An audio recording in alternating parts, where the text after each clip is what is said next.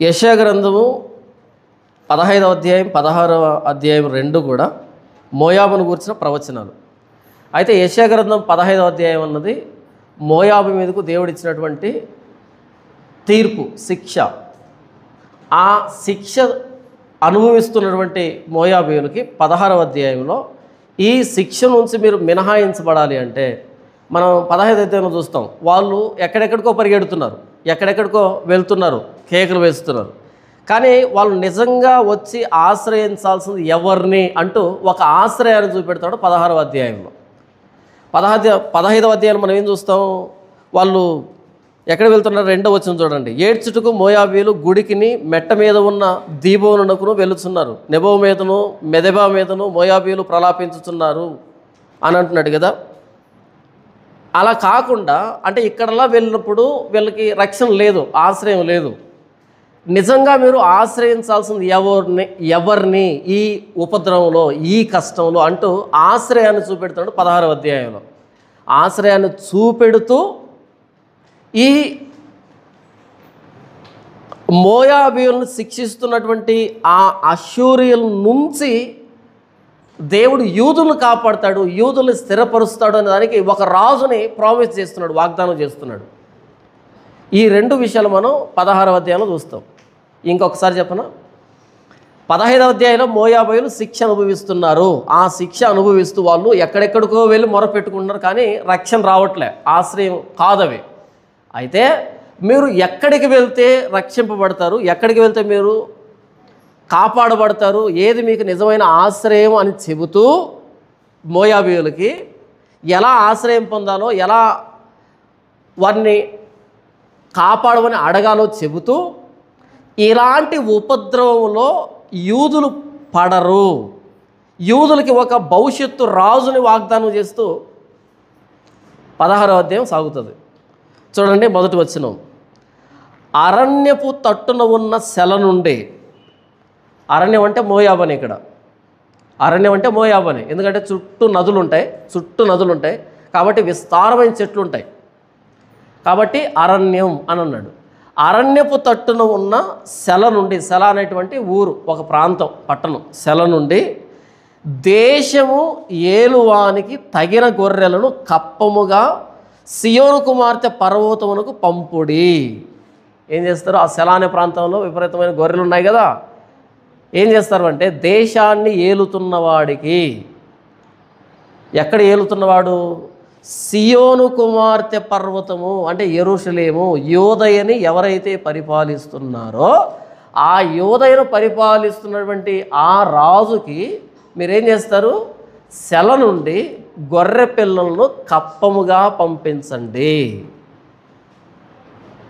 ఎందుకు గొర్రె పిల్లలను పంపించాలి చెప్పండి? ఎందుకు పంపించాలి గొర్రె పిల్లల్ని అంటే రాజుల 2వ గ్రంథము 8వ అధ్యాయము 3వ అధ్యాయము 4వ వచనం, 3వ అధ్యాయము 4వ వచనం. రాజుల 2వ గ్రంథము 3వ అధ్యాయము ఎన్నో వచనం? 4వ వచనం. అది అర్థం అయ్యే కంటే ముందుగా ఇంకొక సందర్భాన్ని నేను చదివి వినిపిస్తాను. అంటే ఏం జరుగుతుంది ఇక్కడ ఆ వచనం అర్థం కావడానికి. రాజుల మొదటి గ్రంథము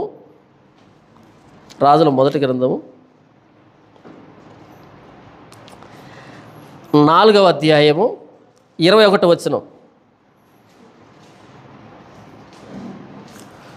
నది అంటే యూఫ్రటీస్ నది, అది ఎక్కడ ఉంటుంది? ఉత్తరాన పైన ఈ అష్షూరు బబులోలు ఉంటాయి కదా, పైన యూఫ్రటీస్ నది. యూఫ్రటీస్ నది మొదలుకొని ఐగుప్తు సరిహద్దు వరకు, అంటే కింది వైపు ఐగుప్తు నది ఒకటి ఉంటుంది, అంతవరకు బార్డర్ చెప్తున్నాడు చూడండి. నది యూఫ్రటీస్ మొదలుకొని ఐగుప్తు సరిహద్దు వరకు ఈ మధ్యన ఉన్న రాజ్యముల అన్నిటి మీదను, ఫిలిస్తీన్ల దేశం అంతటి మీదను సొలొమోను ప్రభుత్వం చేసెను. ఆ జనులు పన్ను చెల్లించుచు సొలొమోను బ్రతికిన దినములన్నీ అతనికి సేవ చేయుచు వచ్చరి. ఈ మధ్యలో ఉన్నటువంటి రాజ్యాలన్నీ ఎవరవంట? సొలొమోను పరిపాలనలో సొలొమోనుకి పన్ను చెల్లిస్తూ ఉన్నారంట. పన్ను చెల్లించడం అంటే ప్రతి సంవత్సరం వీళ్ళు ఇవ్వాలి కప్పముగా. ఆ గొర్రెలను, సరుకులను, బంగారాన్నో, వెండినో ఇవ్వాలి. ఎందుకంటే ఆయన అధికారాన్ని ఒప్పుకుంటూ అంత పరిపాలించాడు సొలొమోను. ఇప్పుడు ఆ మధ్యలోనే కదా మోయాబు ఉన్నది. ఆ యూఫ్రటీస్ నదికి, ఐగుప్తు నదికి మధ్యలోనే కదా మోయాబు ఉన్నది. అంటే మోయాబీయులు ఎవరి కింద సేవ చేస్తున్నారు? సొలొమోనుకి. తర్వాత ఎవరికి సేవ చేస్తుంటారు? సొలొమోను తర్వాత ఎవరికి సేవ చేస్తుంటారు? సొలొమోను తర్వాత ఎవరికి చేస్తుంటారు? రెహబాముకి. ఆ తర్వాత మిగిలినటువంటి పరిపాలించారు వీళ్ళందరికీ సేవ చేస్తుంటారు కదా. అయితే 3వ అధ్యాయం 4వ వచనం చూడండి. ఏ 3వ అధ్యాయము? 2వ రాజుల గ్రంథం 3వ అధ్యాయం 4వ వచనం. మోయాబు రాజైన మేష అనేకమైన మందలు గల వాడై 1,00,000 గొర్రె పిల్లలను, బొత్సుగల 1,00,000 గొర్రె పొట్టేళ్లను ఇశ్రాయేలు రాజుకు పన్నుగా ఇచ్చుచుండువాడు. సంవత్సరం ఎన్ని గొర్రె పిల్లలు ఇస్తున్నాడంట? 1,00,000 గొర్రె పిల్లలని. ఇవి మామూలు గొర్రె పిల్లలు. ఇక బొత్సుగల గొర్రె పొట్టేళ్ళు, ఈ ఉన్నితో కూడినటువంటి పొట్టేళ్ళు ఎన్ని ఇస్తున్నాడు? 1,00,000. మొత్తం ఎన్ని గొర్రె పిల్లలు వస్తున్నాయి? సంవత్సరం 2,00,000 గొర్రె పిల్లలు వస్తున్నాయి. ఎక్కడి నుంచి? మోయాబు దేశం నుంచి. 5వ వచనం. అయితే అహాబు మరణమైన తరువాత మోయాబు రాజు ఇశ్రాయేలు రాజు మీద తిరుగుబాటు చేయగా. ఎప్పుడైతే అహాబు చనిపోయాడో అప్పుడేమైంది? చచ్చిపోయాడులే, పెద్దోడు. అహాబు మహాక్రూరుడు కదా. అహాబు చనిపోయాడు. ఎవరు అహాబు? యెజబెలు భర్త. అహాబు చనిపోయేటప్పటికీ ఆయన కొడుకులు వచ్చారు. వాళ్ళు అంత బలమైన రాజులేం కాదు, బలహీనులు. ఎప్పుడైతే అహాబు మరణించాడో మోయాబు రాజు ఏం చేశాడు? తిరుగుబాటు చేశాడు. ఇక నీ అధికారం మాకు అక్కర్లేదు. ఒకవేళ ఇశ్రాయేలుతో కలిసి ఉన్నాడు అనుకో ఈ వ్యక్తి, ఇప్పుడు అష్షూర్ వచ్చాడు. ఏం చేయాలి? ఈ మోయాబీలకు సపోర్ట్గా ఎవరు వస్తారు? ఇశ్రాయేలు వస్తారు. అందుకు సంధి చేసుకుంటాయి దేశాలు. ఒక దేశంతో ఒకటి ఎందుకు ఒప్పందం చేసుకుంటాయంటే, మీ మీదకి ఎవడైనా వస్తే మేము వస్తాం, మా మీదకి ఎవడైనా వస్తే నువ్వు రా, ఇద్దరం కలిసి ఉంటే గెలుస్తాం, ఒంటరిగా ఉంటే వాడు గెలుస్తాడు అనేటట్టుగా సంధి చేసుకుంటారు. అందుకు పొత్తులు పెట్టుకుండేది. మొన్నటి మనం అమెరికాతో ఉండే పొత్తులో, ఇప్పుడు ఏమైంది? రష్యాతో వెళ్ళి గెలిచాం. ఇప్పుడు మన మీదకి ఎవడైనా వస్తే రష్యా వస్తుంది వెనకాలనే, అప్పుడు అమెరికా వచ్చేది. ఇలా దేశాలు ఎందుకు పొత్తు పెట్టుకుంటాయంటే శత్రువుల నుంచి కాపాడుకోవడానికి. ఎప్పుడైతే అహాబు మరణించాడో మోయాబు ఏం చేసింది? తిరుగుబాటు చేసింది. తిరుగుబాటు చేసిందంటే గొర్రె పిల్లల్ని, 2,00,000 గొర్రె పిల్లల్ని ప్రతి సంవత్సరం పంపించి ఉంటుందా, మానేసి ఉంటుందా? మానేసి ఉంటుంది కదా. ఇప్పుడు 2,00,000 గొర్రె పిల్లలు మానేసిందంటే శత్రుత్వం అని అర్థం. ఇప్పుడు మరలా పంపించింది ఒక 2,00,000 గొర్రె పిల్లల్ని, దాని అర్థం ఏమని? మళ్ళీ ఫ్రెండ్షిప్ బ్యాండ్ కట్టిందని అర్థం, మళ్ళీ సమాధాన పడిందని, అంతేనా? దీన్ని మనసులో పెట్టుకొని 16వ అధ్యాయం 1వ వచనం. అరణ్యపు తట్టున ఉన్న సెల నుండి దేశమును ఏలువానికి గొర్రె పిల్లలను కప్పముగా సియోను కుమార్తె పర్వతమునకు పంపుడి. ఏం చెప్తున్నాడు? మీరు ఏడ్చేదానికి గుడికి కానీ, దీబోనికి కానీ, నెబో మీదకి కానీ, మెదెబా మీదకి కానీ పరిగెత్తొద్దు. అక్కడ రక్షణ లేదు. ఎక్కడ పరిగెడతారు? ఇటు యోర్దాన్ నదిని దాటి దక్షిణానికి పరిగెడితే యోదయ దేశం ఉంటుంది. అక్కడ దేశాన్ని ఏలుతూ ఉంటాడే, ఆయన పాదాల మీద పడి, ఇదిగోండి గొర్రె పిల్లలు తీసుకుని వచ్చాం, మా పూర్వీకుడైన మేష తిరుగుబాటు చేసి గొర్రెలను ఇవ్వలేదు కదా, అవన్నీ తీసుకొచ్చామండి. అలా రికార్డులు తిరిగేస్తూ ఉంటే అప్పటి నుంచి ఇప్పటిదాకా ఖాళీగా ఉంటే, బ్లాంక్ ఉంటే, ఎందుకు ఈ బ్లాంక్ అని ఆలోచించాం. కాబట్టి ఆ బ్లాంక్ని మేము పూరించడానికి తీసుకుని వచ్చామండి అని మరలా సమాధాన పడితే ఎక్కువ నుంచి ఫోర్సెస్ వస్తాయి, మీరు రక్షించబడతారు. మీకు ఆశ్రయం యోదయ దేశం, అది శత్రు దేశం కాదు, అది ఆశ్రయం ఇచ్చే దేశం. ఈ యోదయ దేశాన్ని వదిలిపెట్టి మీరు కొండల మీదకి ఎక్కి పూజలు పునస్కారాలు చేశారనుకో, మీతో పాటు అవి కూడా నాశనం అవుతాయి. మీరే పోతారంటే అవి కూడా పోతాయి అని చెప్తున్నాడు. అరణ్యపు తట్టున ఉన్న సెల నుండి దేశమును ఏలువానికి తగిన గొర్రె పిల్లలను కప్పముగా సియోను కుమార్తె పర్వతమునకు పంపుడి. అలా పంపగానే ఇప్పుడు ఆ రాజుతో చెప్తున్నాడు. ఏ రాజుతో? యోదయ దేశం రాజుతో చెప్తున్నాడు. ఏమని చెప్తున్నాడు చూడండి, 2వ వచనం నుంచి చెప్తున్నాడు. గూటి నుండి చెదరి ఇటు అటు ఎగురు పక్షుల వలె అర్నోను రేవుల యొద్ద మోయాబు కుమార్తెలు కనబడుదురు. పాపం ఎలా ఉన్నారంట వాళ్ళు, గూట్లో నుంచి చెదిరిపోయి అటు ఇటు తిరుగుతున్నటువంటి గూడు కలిగి పెట్టబడితే చెదిరిపోతాయి పక్షులు. చెదిరిపోయి ఎక్కడో ఒక చెట్టుకో దానికో దీనికో రాలుతాయి, వేలాడుతూ ఉంటాయి. ఎందుకని గూడు లేదు కాబట్టి.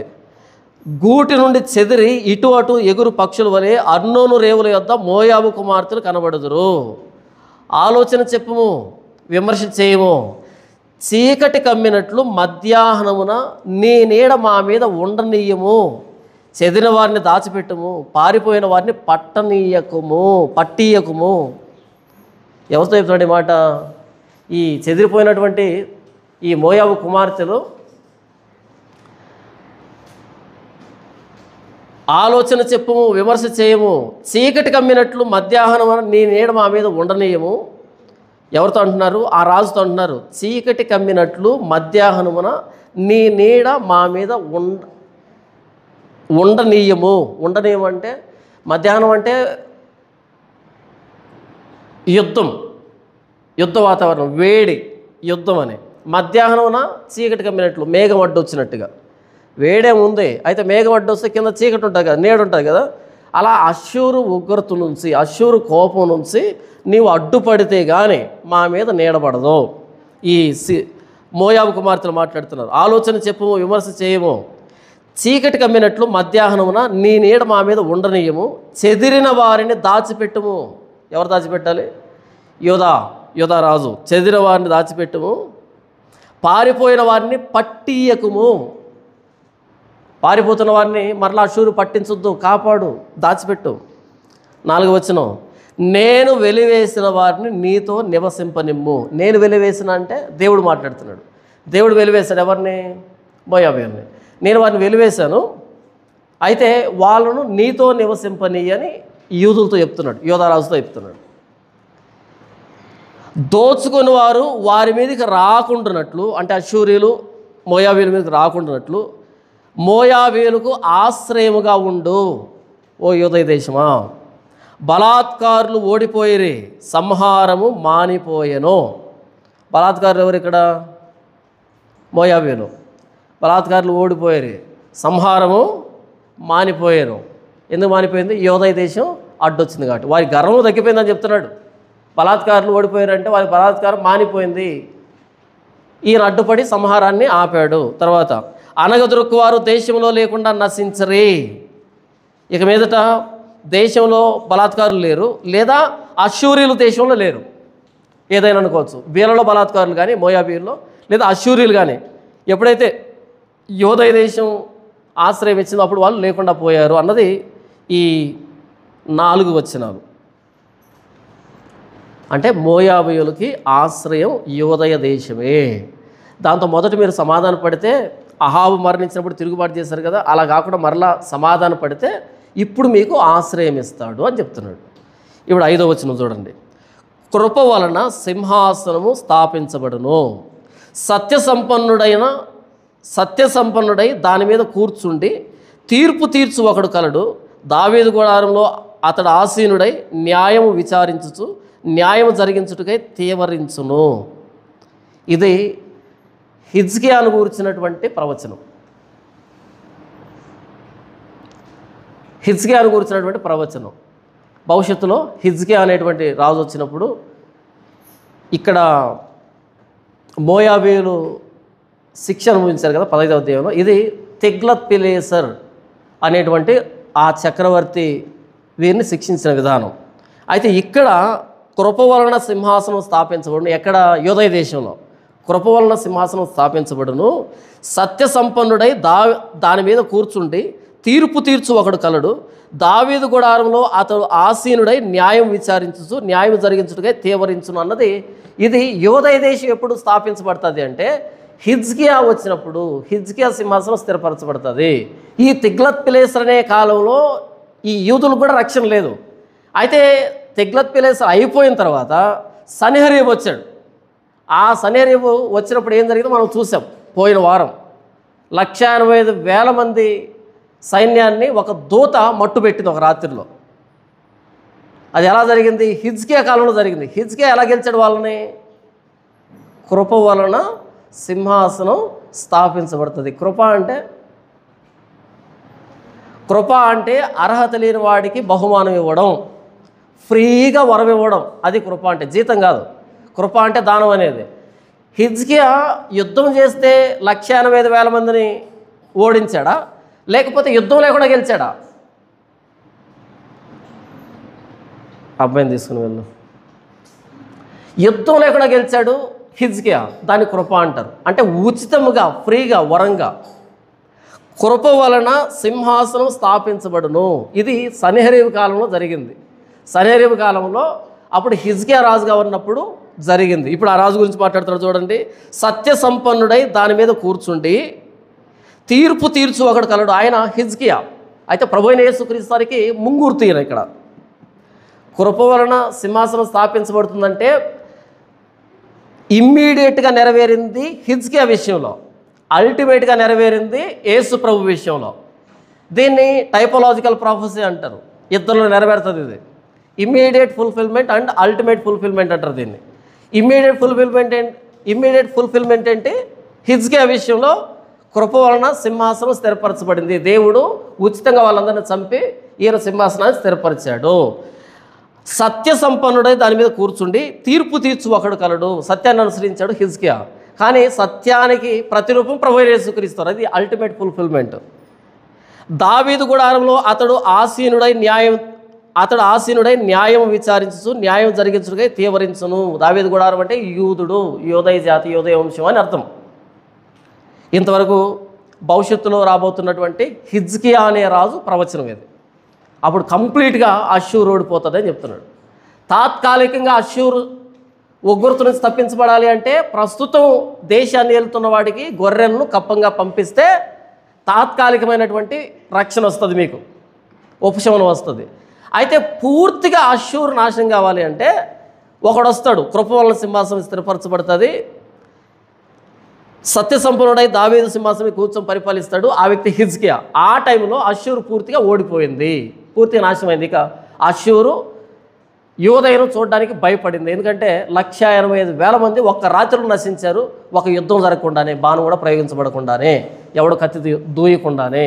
కాబట్టి ఇక మీదట ఎప్పుడు అష్షూరు మరలా రాలే. ఆ తర్వాత వెళ్ళినటువంటి అష్షూరు రాజుని కొడుకులే చంపారు. అలా కొడుకులు పారిపోయారు. అక్కడ రాజ్యం అస్థిరం అయిపోయింది. అలా హిజ్కియా కాలంలో నిన్ను భయపెడుతున్నటువంటి ఆ రాజ్యం పూర్తిగా పోతుంది. ఇక్కడ సింహాసనం స్థిరపరచబడుతుంది అని హిజ్కియాని గురించి చెప్పాడు 5వ వచనం. ఈ హిజ్కియా యేసు ప్రభుకి ముంగుర్తు, భవిష్యత్తుకు సంబంధించి.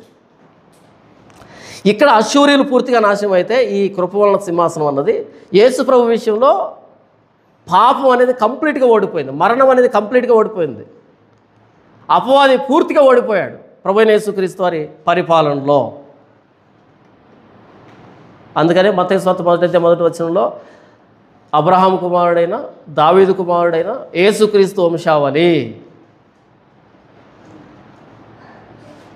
అంటే ఈ సింహాసనం మీద కూర్చున్నటువంటి ఈ ప్రభువైన యేసుక్రీస్తు వారే మన అందరి శత్రువైన పాపాన్ని, మరణాన్ని, అపవాదిని ఓడించాడు అన్నది మనం అక్కడ సారాంశంగా చూడవచ్చు మత్తయి సువార్తలో. ఇక 6వ వచనం చూడండి. 6వ వచనం నుంచి మోయాబీయులు ఏం పాపం చేశారని చెప్తున్నాడు. మోయాబీయులు బహు గర్వము గలవారని మేము విని ఉన్నాము. వారి గర్వమును గూర్చి, వారి అహంకార గర్వ క్రోధములను గూర్చి విని ఉన్నాము. వారు వదురుట వ్యర్థము.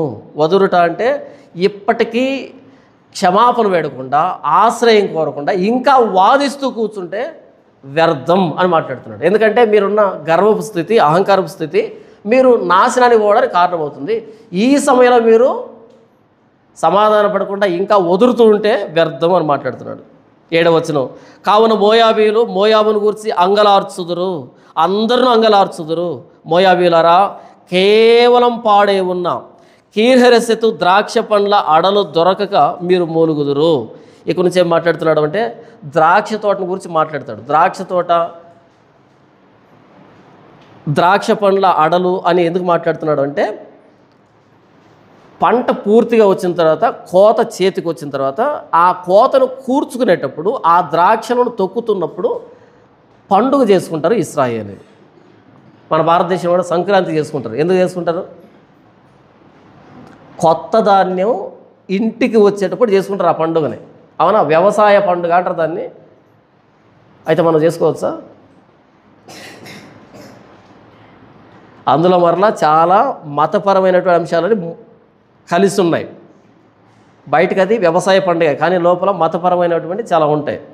అయినా బైబిల్లో చెప్పలేదు, మనం చేసుకోమంతే కదా. బైబిల్కి దానికి సంబంధం లేదు, మనం చేసుకోమంతే. ఎందుకంటే చాలామంది అడుగుతారు, అన్న సంక్రాంతి అనేది వ్యవసాయ పండుగ కదా, మనం చేసుకోకూడదా అని అంటారు. చేసుకోకూడదు అంతే. బైబిల్కి బయట ఉన్నది మనం చేసుకోం, వాళ్ళు చేసుకోవచ్చు. ఓకే, ఏం చెప్పాను ఇంతకు నేను?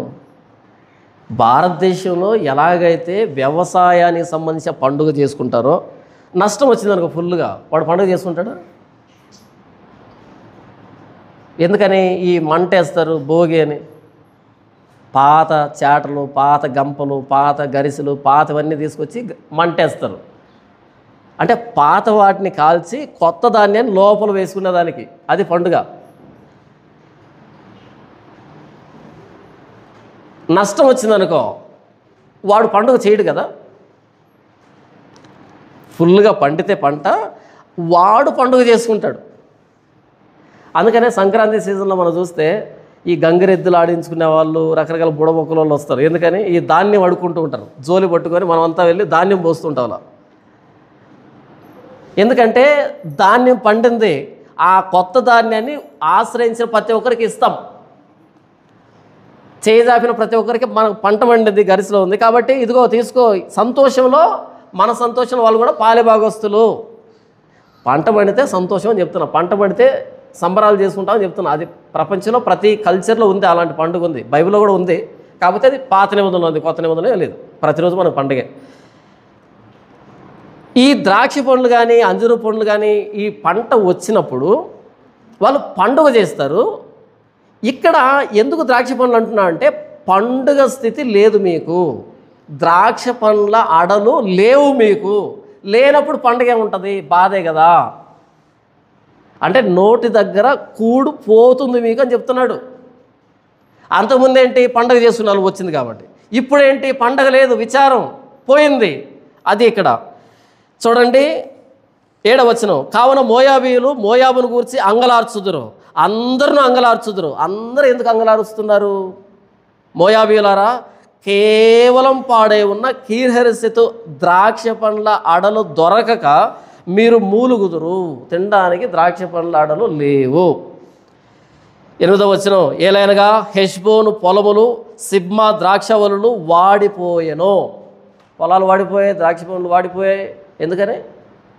కరువు వచ్చింది, లేదా యుద్ధంలో వాటిని సాగు చేసే వాళ్ళు చచ్చిపోయారు, మిగిలిన వాళ్ళకి సాగు తెలియదు.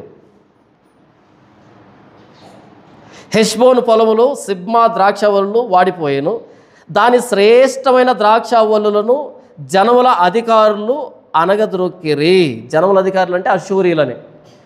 శత్రువు ఎప్పుడు కూడా యుద్ధానికి వచ్చినప్పుడు తిండి మీద దాడి చేస్తాడు, జీవనోపాధి మీద దాడి చేస్తాడు, జీవనాధారమైన నీటి మీద దాడి చేస్తాడు. నీటి మడుగులను పట్టుకుంటాడు, నీటి కాలువలను అడ్డుకుంటాడు, లోపలికి భోజనం రాకుండా సరఫరా నిలవబెట్టేస్తాడు. అప్పుడు శత్రువు బయటికి రావాల్సిన పరిస్థితి. లోపల చావనైనా చావాలి, లేదా బయటకు వచ్చి లొంగిపోవాలి, రెండు జరుగుతాయి. కాబట్టి ఒక ప్రాంతాన్ని ముట్టడి వేసినప్పుడు దాని జీవనోపాధి సంబంధమైన, జీవనాధార సంబంధమైనటువంటి వస్తువుల్ని అరికడతాడు. అది శత్రువు చేసే పని. ఇక్కడ ఏమన్నాడు అంటే, జనముల అధికారులు అనగదొరికారు. ఎవరిని? దాని శ్రేష్టమైన ద్రాక్షవల్లుల్ని. మీ ద్రాక్షవల్లుల్ని నరికి పడేశాడు, తోటల్ని సర్వనాశనం చేశాడు. మీరు న్యాయాధిపతుల గ్రంథం చదువుతూ ఉంటే అక్కడ సంసోనికి అన్యాయం జరుగుతుంది. సంసోనికి అన్యాయం జరగని ఏం చేస్తాడు? 300 నక్కలను పట్టుకొని ఏం చేస్తాడు? ఆ నక్కతోక ఈ నక్కతోక రెండు కట్టి ఆ మధ్యలో ఏం పెడతాడు? దివిటి పెడతాడు, ఇక వదులుతాడు. అలా వదలగానే ఆ ఫిలిస్తీన్ల గోధుమ పంట అప్పుడే పక్వానికి వచ్చి ఉంటుంది. ఇక గోధుమ పంట కోతకాలం, అది ఇక కోత కొయ్యాలి.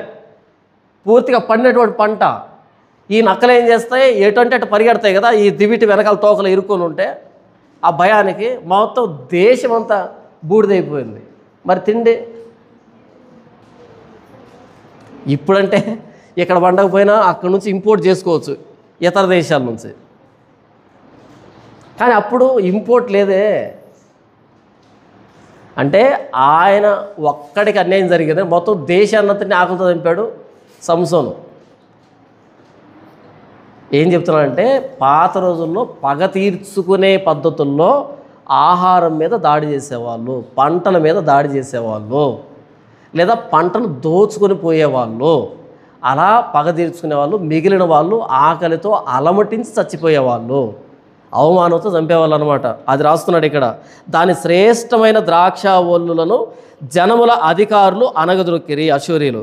అవి యాజరు వరకు వ్యాపించను, అరణ్యములోకి ప్రాకెను. ఆ ద్రాక్ష ఒల్లులు ఎలాగుండేటువంటి అంతకుముందు యాజరు వరకు, తర్వాత అరణ్యంలోకి ప్రాకి, అంత విస్తారమైన తోటలు అని చెప్తున్నాడు. అంత విస్తారమైన తోటలు నరకబడ్డాయి.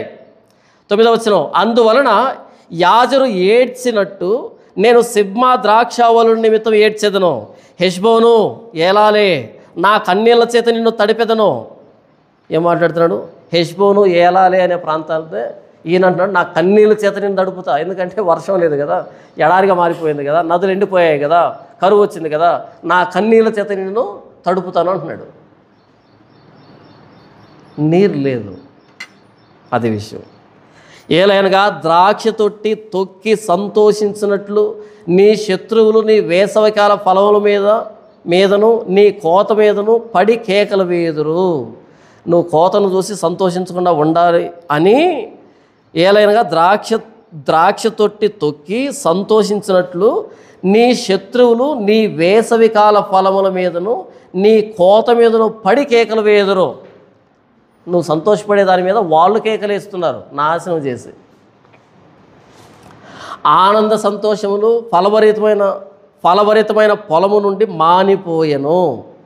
అంటే అగ్రికల్చరల్ ఫెస్టివల్స్ మానిపోయాయి, అది చెప్తున్నాడు. ఆనంద సంతోషములు ఫలభరితమైన పొలము నుండి మానిపోయెను. ఇక పొలాన్ని చూసి సంతోషపడేటువంటి పరిస్థితులు లేవు. ఎందుకంటే మొత్తం నరికేశారు, ఎండిపోయాయి, కరువు వచ్చేసింది, పంట లేదు, ఏం సంతోషం ఉంటుంది? ద్రాక్ష తోటలలో సంగీతం వినపడదు, ఉత్సాహధ్వని వినపడదు. చెప్పాను కదా, ద్రాక్షలన్నింటినీ కాపును తీసుకుని ఆ తొట్టిలో వేసి తొక్కుతూ ఆ రసాన్ని తీసేటప్పుడు పండుగ చేసుకుంటారు, విందు చేసుకుంటారు. కోతకాలం పండుగ అంటారు దాన్ని. ఇప్పుడు పెట్టే కోతకాల పండుగ కాదు, అప్పట్లో కోతకాల పండుగ ఉండేది. ఆ కోతకాల పండుగలో ఆ సంగీతం, ఆ పాటలు పాడేటప్పుడు సంగీత వాయిద్యాలు వాయిస్తారు కదా, సంగీత వాయిద్యాలు, ఆ శబ్దం వినపడదు, పండగ జరగదు కదా, పంట లేదు కదా. ద్రాక్ష తోటలో సంగీతం వినపడదు, ఉత్సాహధ్వని వినపడదు.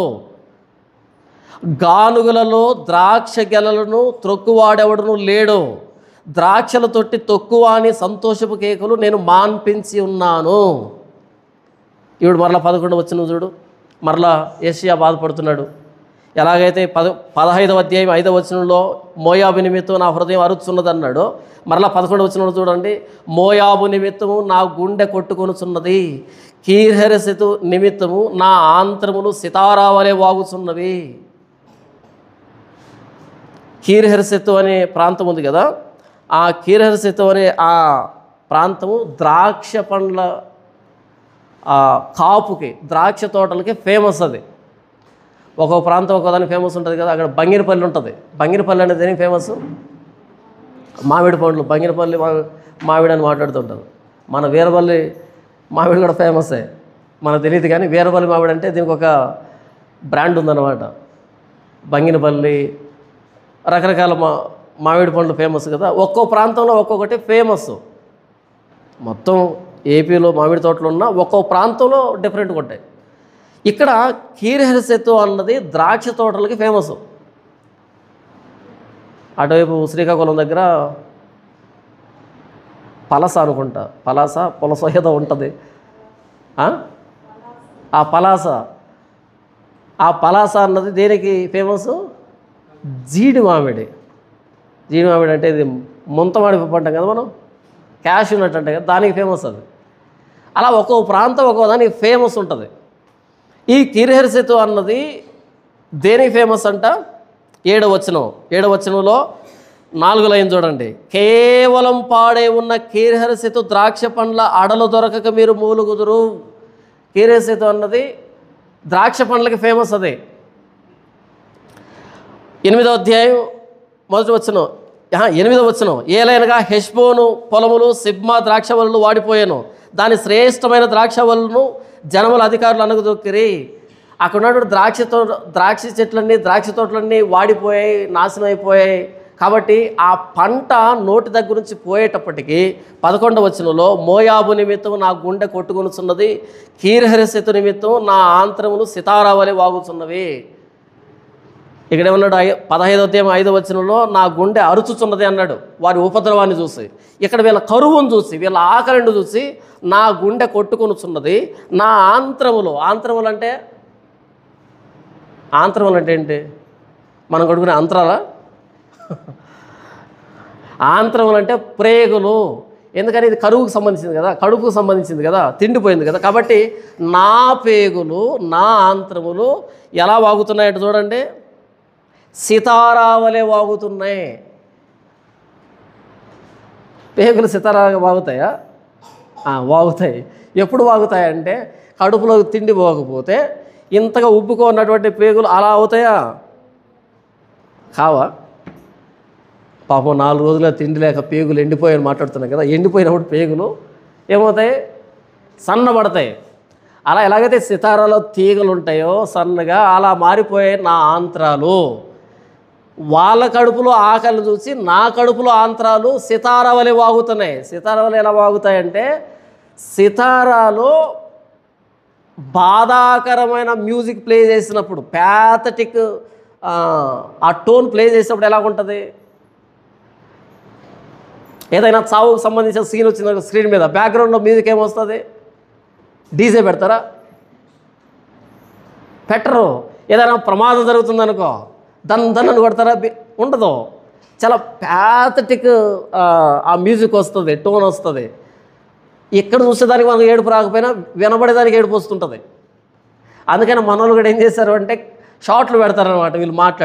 వీళ్ళు మాట్లాడుతుంటే బ్యాక్గ్రౌండ్లో ఒక సన్నని వాయిస్ వెళ్తూ ఉంటుంది. అంటే చాలా హృదయ విదారకమైనటువంటి సంగీతం అనమాట వీడు చెప్పేటప్పుడు సబ్జెక్ట్ లేకపోతే సౌండ్స్తోనే మేనేజ్ చేసుకోవాలా. చెప్పే మాటలు లేదనుకో సబ్జెక్టు, మ్యూజిక్తో మేనేజ్ చేసుకోవాలి. కాదు మన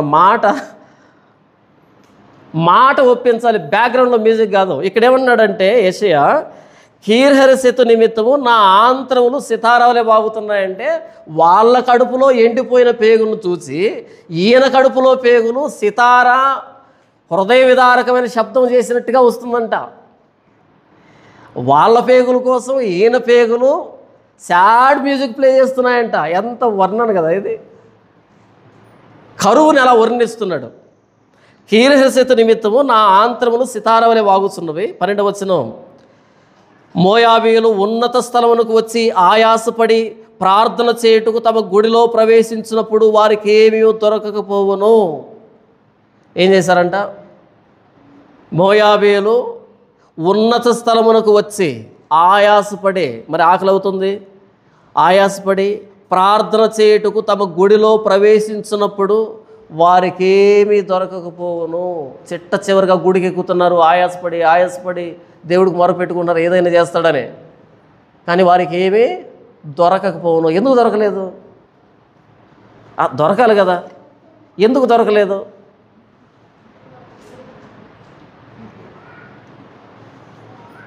మనం కూడా అంతే కదా. ఏదైనా ప్రమాదం జరిగిందనుకో, దగ్గరలో ఉన్న దేవుడి దగ్గరికి వెళ్ళి నీకు మనసు లేదా, నీకు గుండె లేదా? ఉండదు. ఎలా ఉంటుంది? ఎందుకు నువ్వు చూస్తున్నావా? నీకు కనబడుతుందా? వినబడుతున్నావా? అవునులే, నువ్వు రాయివు కదా, నీకు ఎలా వినపడుతుంది? నీది రాతి హృదయం. పెద్ద సినిమా డైలాగులన్నీ వేస్తాం కదా, ఎన్ని డైలాగులు వేసినా అది అలాగే ఉంటుంది. ఒకవేళ దానికి దేవుడు నోరు ఇస్తే కనుక నేను ఎప్పుడు అడిగాను నేను చేయవు నీదంతా అని అంటుంది. నీ పిచ్చి కాకపోతే నేను అడిగానంటున్నా. అసలు నువ్వే చేసావు, నువ్వే వచ్చి నాదే కేకలు ఇస్తున్నావు, ఏ అన్ని పుణ్యం తెలియదు నా మీద ఎందుకు రంకెలేయడం అంటుంది. అది అనదా? నా బిడ్డను పొట్టను పెట్టుకున్నావు, నీకు గుండు ఉంటే కదా, రాతి గుండు కదా, లోపల గుండు ఉండదు, పైనే షేప్ ఉంటుంది, లోపల ఏ గుండె ఉండదు, ఏ మూత్రపిండాలు ఉండవు. మనం వేసే డైలాగులు అలా ఉంటాయి. నీది రాతి గుండెలే, నిన్ననేం ప్రయోజనం అనొచ్చాలా? ఇక్కడ అదే రాయబడుతుంది. 12వ వచనం, మోయాబీయులు ఉన్నత స్థలమునకు వచ్చి ఆయాసపడి ప్రార్థన చేయుటకు తమ గుడిలో ప్రవేశించినప్పుడు వారికి ఏమి దొరకకపోను. ఎందుకు దొరకదు? ఎందుకు దొరకదంటే దీని గురించి బెల్షస్సర్ విషయంలో దానియేలు చెప్తాడు, అద్భుతమైన మాట చెప్తాడు. చూడండి, దానియేలు గ్రంథము 5వ అధ్యాయము 22వ వచనం నుంచి చూడండి. బెల్షస్సరు, అతని కుమారుడు వగు నీవు ఈ సంగతి అంతయు ఎరిగి ఉండి నీ మనసును అణుచుకొనక పరలోకమందున్న ప్రభువు మీద నిన్ను నీవే హెచ్చించుకుంటేవి. ఎట్లనగా నీవును నీ అధిపతులను నీ రాణులను నీ ఉపపత్నులను దేవుని ఆలయ సంబంధంగా ఉపకరణంలో ద్రాక్షరసం పోసి త్రాగవలనని వాటిని తెచ్చి ఉంచుకొని వాటితో త్రాగుచూ చూడనైనను విననైనను గ్రహింపనైనను చేతకాని వెండి బంగారు ఇత్తడి ఇనుము కర్ర రాయి అనువాటితో చేయబడిన దేవతలను స్తుతించిరి కానీ నీ ప్రాణమును నీ సకల మార్గములను ఏ దేవుని వశమును ఉన్నవో ఆయనను నీవు గణపరచలేదు. చూడనైనను విననైనను గ్రహింపనైనను చేతకాని వెండి బంగారు ఇత్తడి ఇనుము కర్ర రాయి అనువాటితో చేయబడిన దేవతను స్తుతించారు కానీ నీ ప్రాణమును నీ సకల మార్గమును ఏ దేవుని వశమును ఉన్నవో ఆయన స్తుతించలేదు బెల్షస్సరు. అందుకు ఈ చేయి వచ్చి రాసింది, రాత్రికి చస్తామని చెప్పాడు. ఎవరు స్తుతించారంట బెల్షస్సరు? ఈ భూ సంబంధమైన వస్తువులతో చేయబడినటువంటి రూపాలను స్తుతించాడంట.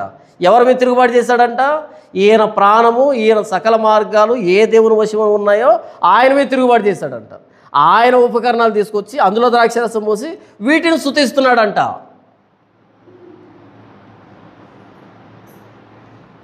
అది ఇక్కడ జరుగుతుంది. మోయాబీయులు ఉన్నత స్థలమునకు వచ్చి ఆయాసపడి ప్రార్థనలు చేయుటకు తమ గుడిలో ప్రవేశించినప్పుడు వారికి ఏమీ దొరకదు. మరి అంతే కదా, చూడలేవు, వినలేవు, గ్రహించలేవు, నడవలేవు, ముట్టుకోలేవు, ఆలోచించలేవు, మనల్ని కాపాడలేవు, వాటిని అవి కూడా కాపాడుకోలేవు. అంతేనా? మనల్ని కాపాడలేవు, వాటిని అవి కూడా కాపాడుకోలేవు. మనం వెళ్ళి ఏమని మొరపెడతాం? నన్ను కాపాడని. కాపాడతాయా ఏంటి? కాపాడతాయా? యెషయా గ్రంథము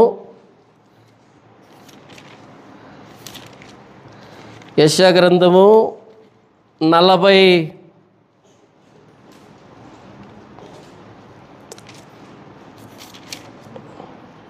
యెషయా గ్రంథం 46వ అధ్యాయం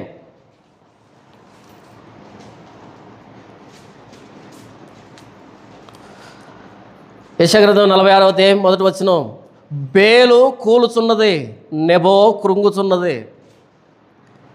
ఏంటంట? బేలు అనే ప్రాంతం కూలిపోతుందంట, నెబో కృంగుచున్నది. కృంగడం అంటే ఏంటి? బరువు ఎక్కువైతే ఇలా దిగబడతాం కదా, బరువు ఎక్కువైతే ఇలా అది. ఇంతకు ఏం ఎత్తుకున్నారు బేలు వాళ్ళు కానీ నెబో వాళ్ళు కానీ? ఏం ఎత్తుకున్నారు? బేలు కృంగుచున్నది, నెబో కృంగుచున్నదే. ఎందుకంటే వాటి ప్రతిమలు జంతువుల మీదను పశువుల మీదను మోయబడి ఉన్నవి. ఎలాంటి ప్రతిమలు చేస్తున్నారంట? బాగా బలిసినటువంటి ఎద్దులు కూడా కృంగుతున్నాయి, కోలబడుతున్నాయి, మేము మోయలేం మహాప్రభు అని. మరి ఆ మాత్రం ప్రెస్టేజ్ ఉంటుంది కదా. వాడు అంతలా బొమ్మ పెడితే మనం ఇంతలా బొమ్మ పెట్టకపోతే పరువు ఉంటుందా? నిజమే, మీ పరువు కోసం పశువులు కుంగుతున్నాయి, పశువులు కోలబడుతున్నాయి. ఇప్పుడులాగా ట్రాక్టర్ లేవు కదా, అప్పట్లో ఉన్నాయా?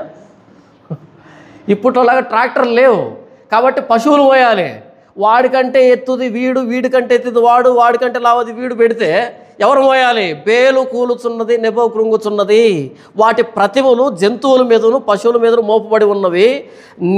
మీ మోతలు సొమ్మసిల్లి పశువులకు భారముగా ఉన్నవి. అవి కృంగుచూ కూలుచూ ఉండి ఆ బరువులను విడిపించుకొనలేక తామే చెరలోకి పోయి ఉన్నవి. ఎంత దిట్టంగా కట్టారంటే విడిపించుకొని పోదామన్నా విడిపించుకోలేని స్థితిలో వచ్చే ఆ పశువులు పాపం. ఇప్పుడు చెప్తాడు చూడండి 3వ వచనం. ఇంతవరకు ఏ దేవుళ్ళ గురించి చెప్పాడు? బేలు దేవుళ్ళ గురించి, నెబో దేవుళ్ళ గురించి, ఇతర దేవతల గురించి. ఆ దేవతలు ఏం చేస్తారు, అలా పద్మాసనం వేసుకొని కూర్చుంటే కింద పశువులు వస్తూ ఉంటాయి మోయలేక. ఆ దేవుళ్ళని ఎవరు మోయాలి చెప్పండి? పశువులు మోయాలి, మనుషులు మోయాలి. మనుషులు చేత మోయబడే ఆయన దేవుడు కాడు కదా, పశువుల చేత మోయబడే ఆయన దేవుడు కాదు కదా. బేలుతోనూ నెబోతోనూ చెప్తున్నాడు. 3వ వచనం చూడు. యాకోబు ఇంటి వారలారా, ఇశ్రాయేలు ఇంటిలో శేషించిన వారలారా, గర్భమును పుట్టినది మొదలుకొని నా చేత భరించబడిన వారలారా, తల్లి ఒడిలో కూర్చుండేది మొదలుకొని నేను చంక పెట్టుకుని వారలారా, నా మాట ఆలకించుడే. ముదిమి వచ్చు వరకు నిన్ను ఎత్తుకొని వాడును నేనే, తల వెంట్రుకలు నెరయ వరకు నిన్ను ఎత్తుకొని వాడును నేనే. నేనే చేసి ఉన్నాను, చంక పెట్టుకుని వాడును నేనే, నిన్ను ఎత్తుకొనుచు రక్షించువాడును నేనే. ఇద్దరు దేవులు కనపడుతున్నారు ఇక్కడ. ఒక రకమైన దేవుళ్ళని పశువులు మోయాలి, మనుషులు మోయాలి. ఇంకొక రకమైన దేవుడు ఎవరంట, మనిషిని మోస్తాడంట. ఆయన నన్ను మోయండి చెప్పడంట. తేడా అర్థమైందా?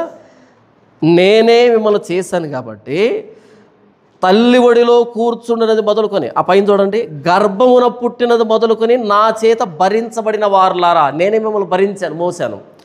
తల్లి ఒడిలో కూర్చుండినది మొదలుకొని నేను చంక పెట్టుకుని వారులారా, నేను ఎత్తుకున్న చంకలో పెట్టుకున్నా. నా మాట ఆలకించుడే. ముదిమి వచ్చు వరకు నిన్ను ఎత్తుకుని వాడు నేనే, గర్భం దగ్గర నుంచి ఎత్తుకున్నది నేనే, ఒడిలో ఎత్తుకున్నది నేనే, నీ ముదిమి వచ్చినప్పుడు ఎత్తుకునేది నేనే, నీ తల వెంట్రుకలు నెరిసేంత వరకు నిన్ను ఎత్తుకుని వాడు నేనే. ఎందుకంటే నేనే చేసి ఉన్నాను, చంక పెట్టుకుని వాడు నేనే, నిన్ను ఎత్తుకొని రక్షించువాడును నేనే. ఏ దేవుడు కావాలి మనకి?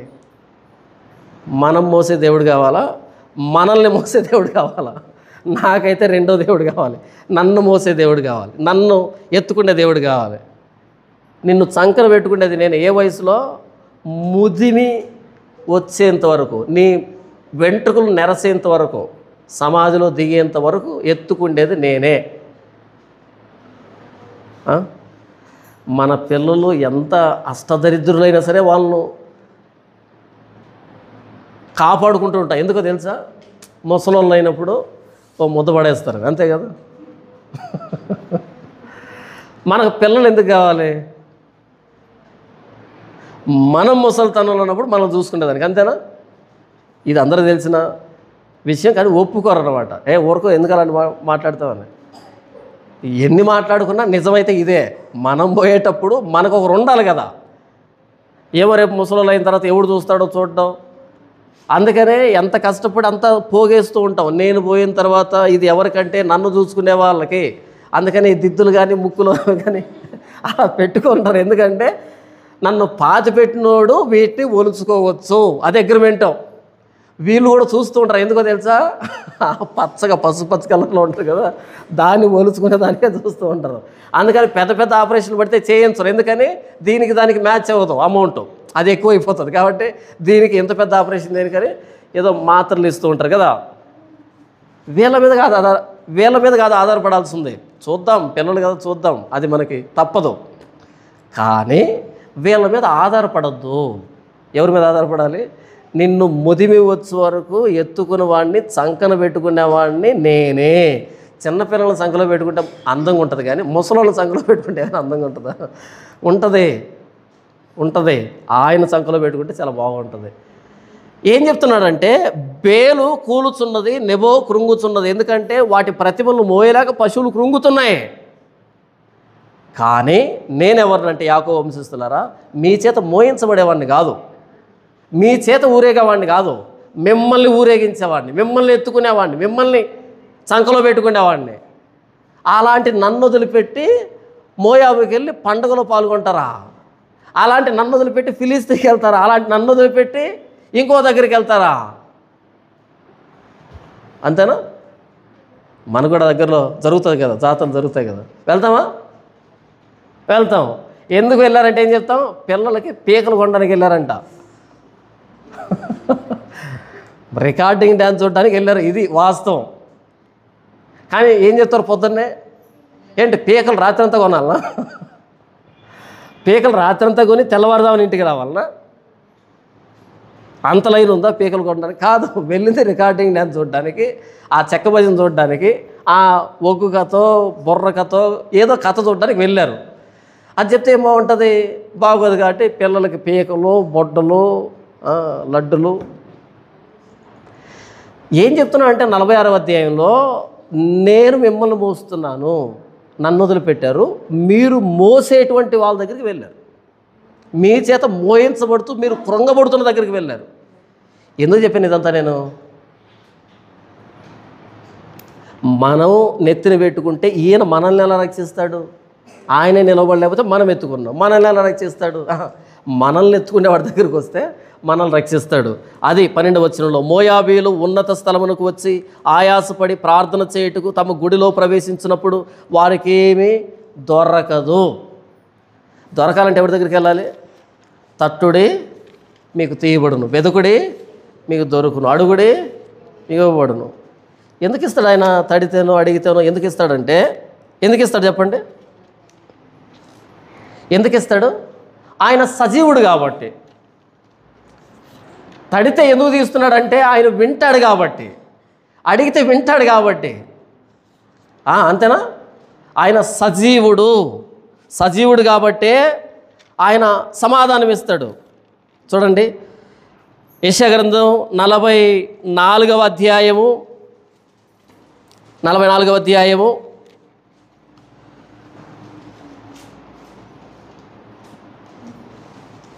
ఇది చాలా పెద్ద విషయం. ఇది 9వ వచనం నుంచి 8వ వచనం చూడండి. మీరు వెరవకుడి, భయపడకుడి. ఇశ్రాయేలుతో చెప్తున్నాడు, మనతో చెప్తున్నాడు. నన్ను నమ్ముకున్నారు కదా, మీరు భయపడకండి. ఎందుకు భయపడకూడదంట? మీరు వెరవకుడి, భయపడకుడి. పూర్వకాలం నుండి నేను నీకు ఆ సంగతి వినిపించి పూర్వకాలముల నుండి నేను నీకు ఆ సంగతి వినిపించి తెలియజేయలేదా? మీరే నాకు సాక్షులు. నేను తప్ప వేరొక దేవుడు ఉన్నాడా? ఎవరి దేవుడు వాళ్ళ గొప్ప అండి, అంతేనా? ఎంతమంది దేవుళ్ళు ఉన్నారు? ఎవరి దేవుడు వారికి అంతమంది దేవుళ్ళు లేరు, ఒక్కడే ఉన్నాడు, అంతేనా? నేను తప్ప వేరొక దేవుడు ఉన్నాడా? ప్రశ్న. నేను తప్ప ఆశ్రయదుర్గమేదియు లేదు, ఉన్నట్టు నేను ఎరుగను. నేను తప్ప ఇంకొక ఆశ్రయదుర్గం ఉన్నట్టు నేను ఎరుగను, లేదు. కానీ మోయాబీలు ఎక్కడికి వెళ్ళారు? కొండ మీదకి వెళ్ళారు, పైకి వెళ్ళారు, ఆశ్రయదుర్గం కోసం వెళ్ళారు. అది ఆశ్రయదుర్గం కాదు. 9వ వచనం, విగ్రహం నిర్మించు వారందరూ మాయ వంటి వారు, వారికి ఇష్టమైన విగ్రహములు నిష్ప్రయోజనములు. వారికి ఇష్టమైన, నాకు ఇష్టమైన దేవుని నేను పుట్టించుకోలేను. దేవుడు అంటే ఆయన్ని ఇష్టపడాలి, ఇష్టమున్నా లేకున్నా. అంతేగాని నాకు ఇష్టమైన దేవుడు ఉండడు, దేవుణ్ణి ఇష్టపడాలంతే. 9వ వచనం, విగ్రహం నిర్మించే వారందరూ మాయ వంటి వారు, వారికి ఇష్టమైన విగ్రహం నిష్ప్రయోజనములు, తామే అందుకు సాక్షులు. వారు గ్రహించువారు కారు, ఎరుగువారు కారు, కనుక వారు సిగ్గుపడుదురు. ఎప్పుడు సిగ్గుపడతారో చూద్దాం. 10వ వచనం, ఎందుకును పనికిరాని విగ్రహమును పోతపోసి దానిని ఒక దేవునిగా నిరూపించువాడెవడో, ఇదిగో దాన్ని పూజించు వారందరూ సిగ్గుపడుదురు. ఆ శిల్పకారులు నరమాతురులే కదా, వారందరూ పోగు చేయబడి నిలవబడవలెను. నిశ్చయముగా వారు భయపడి సిగ్గుపడుదురు. కమ్మరి గొడ్డలి పదును చేయుచు నిప్పులతో పని చేయను, సుత్తితో దాన్ని రూపించి తన బాహుబలం చేత దాన్ని చేయను. అతడు ఆకలి కనుగా అతని బలము క్షీణించిపోవును, నీళ్లు త్రాగ సొమ్మశీలును. వడ్లవాడు నూలు వేసి చీరణముతో గీత గీచి చిత్రికలతో దాన్ని చక్క చేయను, కర్కాటకములతో గుర్తుపెట్టి దాన్ని రూపించును. మందిరములో దాన్ని స్థాపింపవలనని నరరూపము గల దానిగాను నర సౌందర్యము గల దానిగాను చేయను. ఒకడు దేవదారు చెట్లను నరకవలనని పూనుకొనెను, ఒకడు దేవదారు చెట్లను నరకవలనని పూనుకొనెను. శ్మశాన వృక్షమును కానీ, సరళ వృక్షమును కానీ, సింధూరు వృక్షమును కానీ, అడవులో వృక్షముల్లో ఏదో ఒకదాన్ని తీసుకును. ఒకడు చెట్టు నాటుగా వర్షము దాన్ని పెంచును. ఒకడు పొయ్యి కట్టెలకు వాటిని ఉపయోగించును. వాటిలో కొంత తీసుకొని చలి కాల్చుకొనును, నిప్పు రాజబెట్టి రొట్టె కాల్చుకొనును. ఒక తుంటు తీసుకుని దానితో ఒక దేవతను చేసుకును, దానికి నమస్కారం చేయను. దానితో ఒక విగ్రహం చేసి దానికి సాగిలపడును. అగ్నితో సగం కాల్చి ఉన్నాడు, కొదవ సగముతో మాంసం వండి భక్షించి ఉన్నాడు. తిని తృప్తిగా చలి కాచుకొనును. ఆహా, చలి కాచుకుంటుని వెచ్చగా ఉన్నది అని అనుకుంటున్నాడు. దానిలో మిగిలిన భాగంతో తనకు దేవతగా ఉన్న విగ్రహము చేయించుకును. దాని ఎదుట సాగిలపడుచు నమస్కారం చేయుచు, నీవే నా దేవుడవు, నన్ను రక్షించుమని ప్రార్థించును. వారు వివేచించరు, గ్రహింపరు, చూడకుండానట్లు వారి కన్నులు కప్పబడెను, గ్రహింపకుండానట్లు వారి హృదయములు మూయబడెను. ఎవడును ఆలోచన చేయడు. నేను అగ్నిలో సగం కాల్చితని, నిప్పుల మీద వేసి రొట్టె కాల్చితని, దానితో మాంసం వండుకొని భోజనం చేసితని, మిగిలిన దాన్ని తీసుకుని దానితో హేయమైన దాన్ని చేయుదునా, చెట్టు మొద్దుకు సాష్టాంగపడుతున్నా అని ఎవడును ఆలోచించుడు. యోచించుటకు ఎవనికి తెలివి లేదు, వివేచన లేదు. ఏం మాట్లాడుతున్నాడు ఇదంతా? ఒకడు అడవిలోకి వెళ్తాడంట, 14 వచనం. ఒకడు దేవదారు చెట్లను నరక వలన పూనుకొనును, శ్మశాన వృక్షమును కానీ, సరళ వృక్షమును కానీ, సింధూరు వృక్షమును కానీ, అడవిలో వృక్షంలో ఏదో ఒక దాన్ని తీసుకుంటాడంట. ఏదైనా బలమైన వృక్షం అంటే దాన్ని తీసుకుంటాడంట. దాన్ని ఏం చేస్తాడు? పైపైన అంతా చెక్కేస్తాడు. ఎందుకంటే లోపల ఉంటుంది గట్టిది. పైపైన చెక్కిందాన్ని ఏం చేస్తాడు? ఆ పైన కొమ్మల్ని రెమ్మల్ని అంతా కొడతాడు, బెరడు తీసేస్తాడు, చెక్కుతాడు, అంతా చేస్తాడు. దీన్ని అంతా ఏం చేస్తాడు? పడేస్తాడా? అలా చెక్కే క్రమంలో వంట వండుకుంటాడు, రొట్టె కాల్చుకుంటాడు, మాంసం ఉడికించుకుంటాడు, దీంతోనే ఉడికించుకుంటూ తింటూ ఉంటాడు. అంత అయిపోయి కొయ్య వచ్చేటప్పటికి దాన్ని ఒక విగ్రహంగా స్థాపించి దాని ఎదురు సాష్టాంగపడి, చూడండి ఏం మాట్లాడతాడు అక్కడ, 17 వచనం. దానిలో మిగిలిన భాగంతో తనకు దేవతగా ఉన్న విగ్రహం చేయించుకును, దాని ఎదుట సాగిలపడుచు నమస్కారం చేయొచ్చు, నీవే నా దేవుడు, నన్ను రక్షించమని ప్రార్థించును. దాంట్లోనే కదా వంట వండుకుంది, మాంసం వండుకుంది, చలి కాచుకుంది. అదే కదా, అదే మెటీరియల్ కదా. ఆ మెటీరియల్ అయిపోయిన తర్వాత వచ్చిందంతా విగ్రహాన్ని చేసుకొని నీవే నా దేవుడు అంటే ఎలా? ఇదేమో వంట చెరుకు, ఇదేమో విగ్రహం, ఎలా అని ఏం మాట్లాడుతున్నాడు చూడండి. 18 వచనం. వారు వివేచింపరు, గ్రహింపరు, చూడకుండానట్లు వారి కన్నులు కప్పబడెను, గ్రహింపకుండానట్లు వారి హృదయములు మూయబడెను. ఎవడును ఆలోచన చేయడు. నేను అగ్నిలో సగం కాల్చితని, నిప్పుల మీద వేసి రొట్టె కాల్చితని, దానితో మాంసం వండుకొని భోజనం చేసితని, మిగిలిన దాన్ని తీసుకుని దానితో హేయమైన దాన్ని చేయుదునా, చెట్టు మొద్దుకు సాష్టాంగపడుతున్నా అని ఎవడును ఆలోచింపడు. ఇది చదువుతుంటే ఇంత చిన్న విషయం అనిపిస్తుంది కదా, కానీ దీన్ని చేసేవాళ్ళు చాలా సీరియస్గా చేస్తారు. చదువుతుంటే అవును కదా, ఇంత చిన్న విషయం అర్థం కావట్లేదా మనం అనుకుంటాం. కానీ గతంలో మనం ఎలా ఉన్నాం? గతంలో ఎలా ఉన్నాం మనం?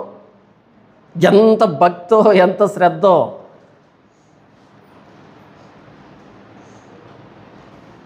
ఎందుకు ఇదంతా చెప్తున్నాడు? ఇది యెషయా గ్రంథమే.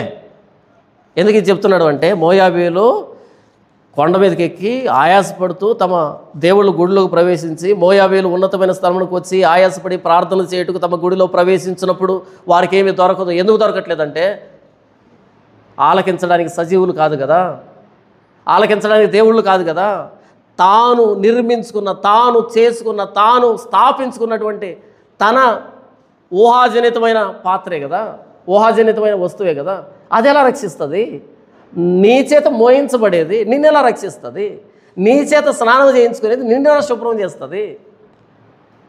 నీ చేత తీసుకుని పోబడే అది నిన్నెలా నడిపిస్తుంది? నీ చేత కాపాడబడే అది నిన్నెలా కాపాడుతుంది? ఆ దాగోను గుడిలో మందసాన్ని పెట్టి వెళ్ళారు. మరుసటి రోజు వచ్చేటప్పటికి ఆ దేవుడు ఎక్కడున్నాడు? దాగోను మందసం ఎదురుగా బోర్లు పడుకోన్నాడు, సాష్టాంగ పడి ఉన్నాడు.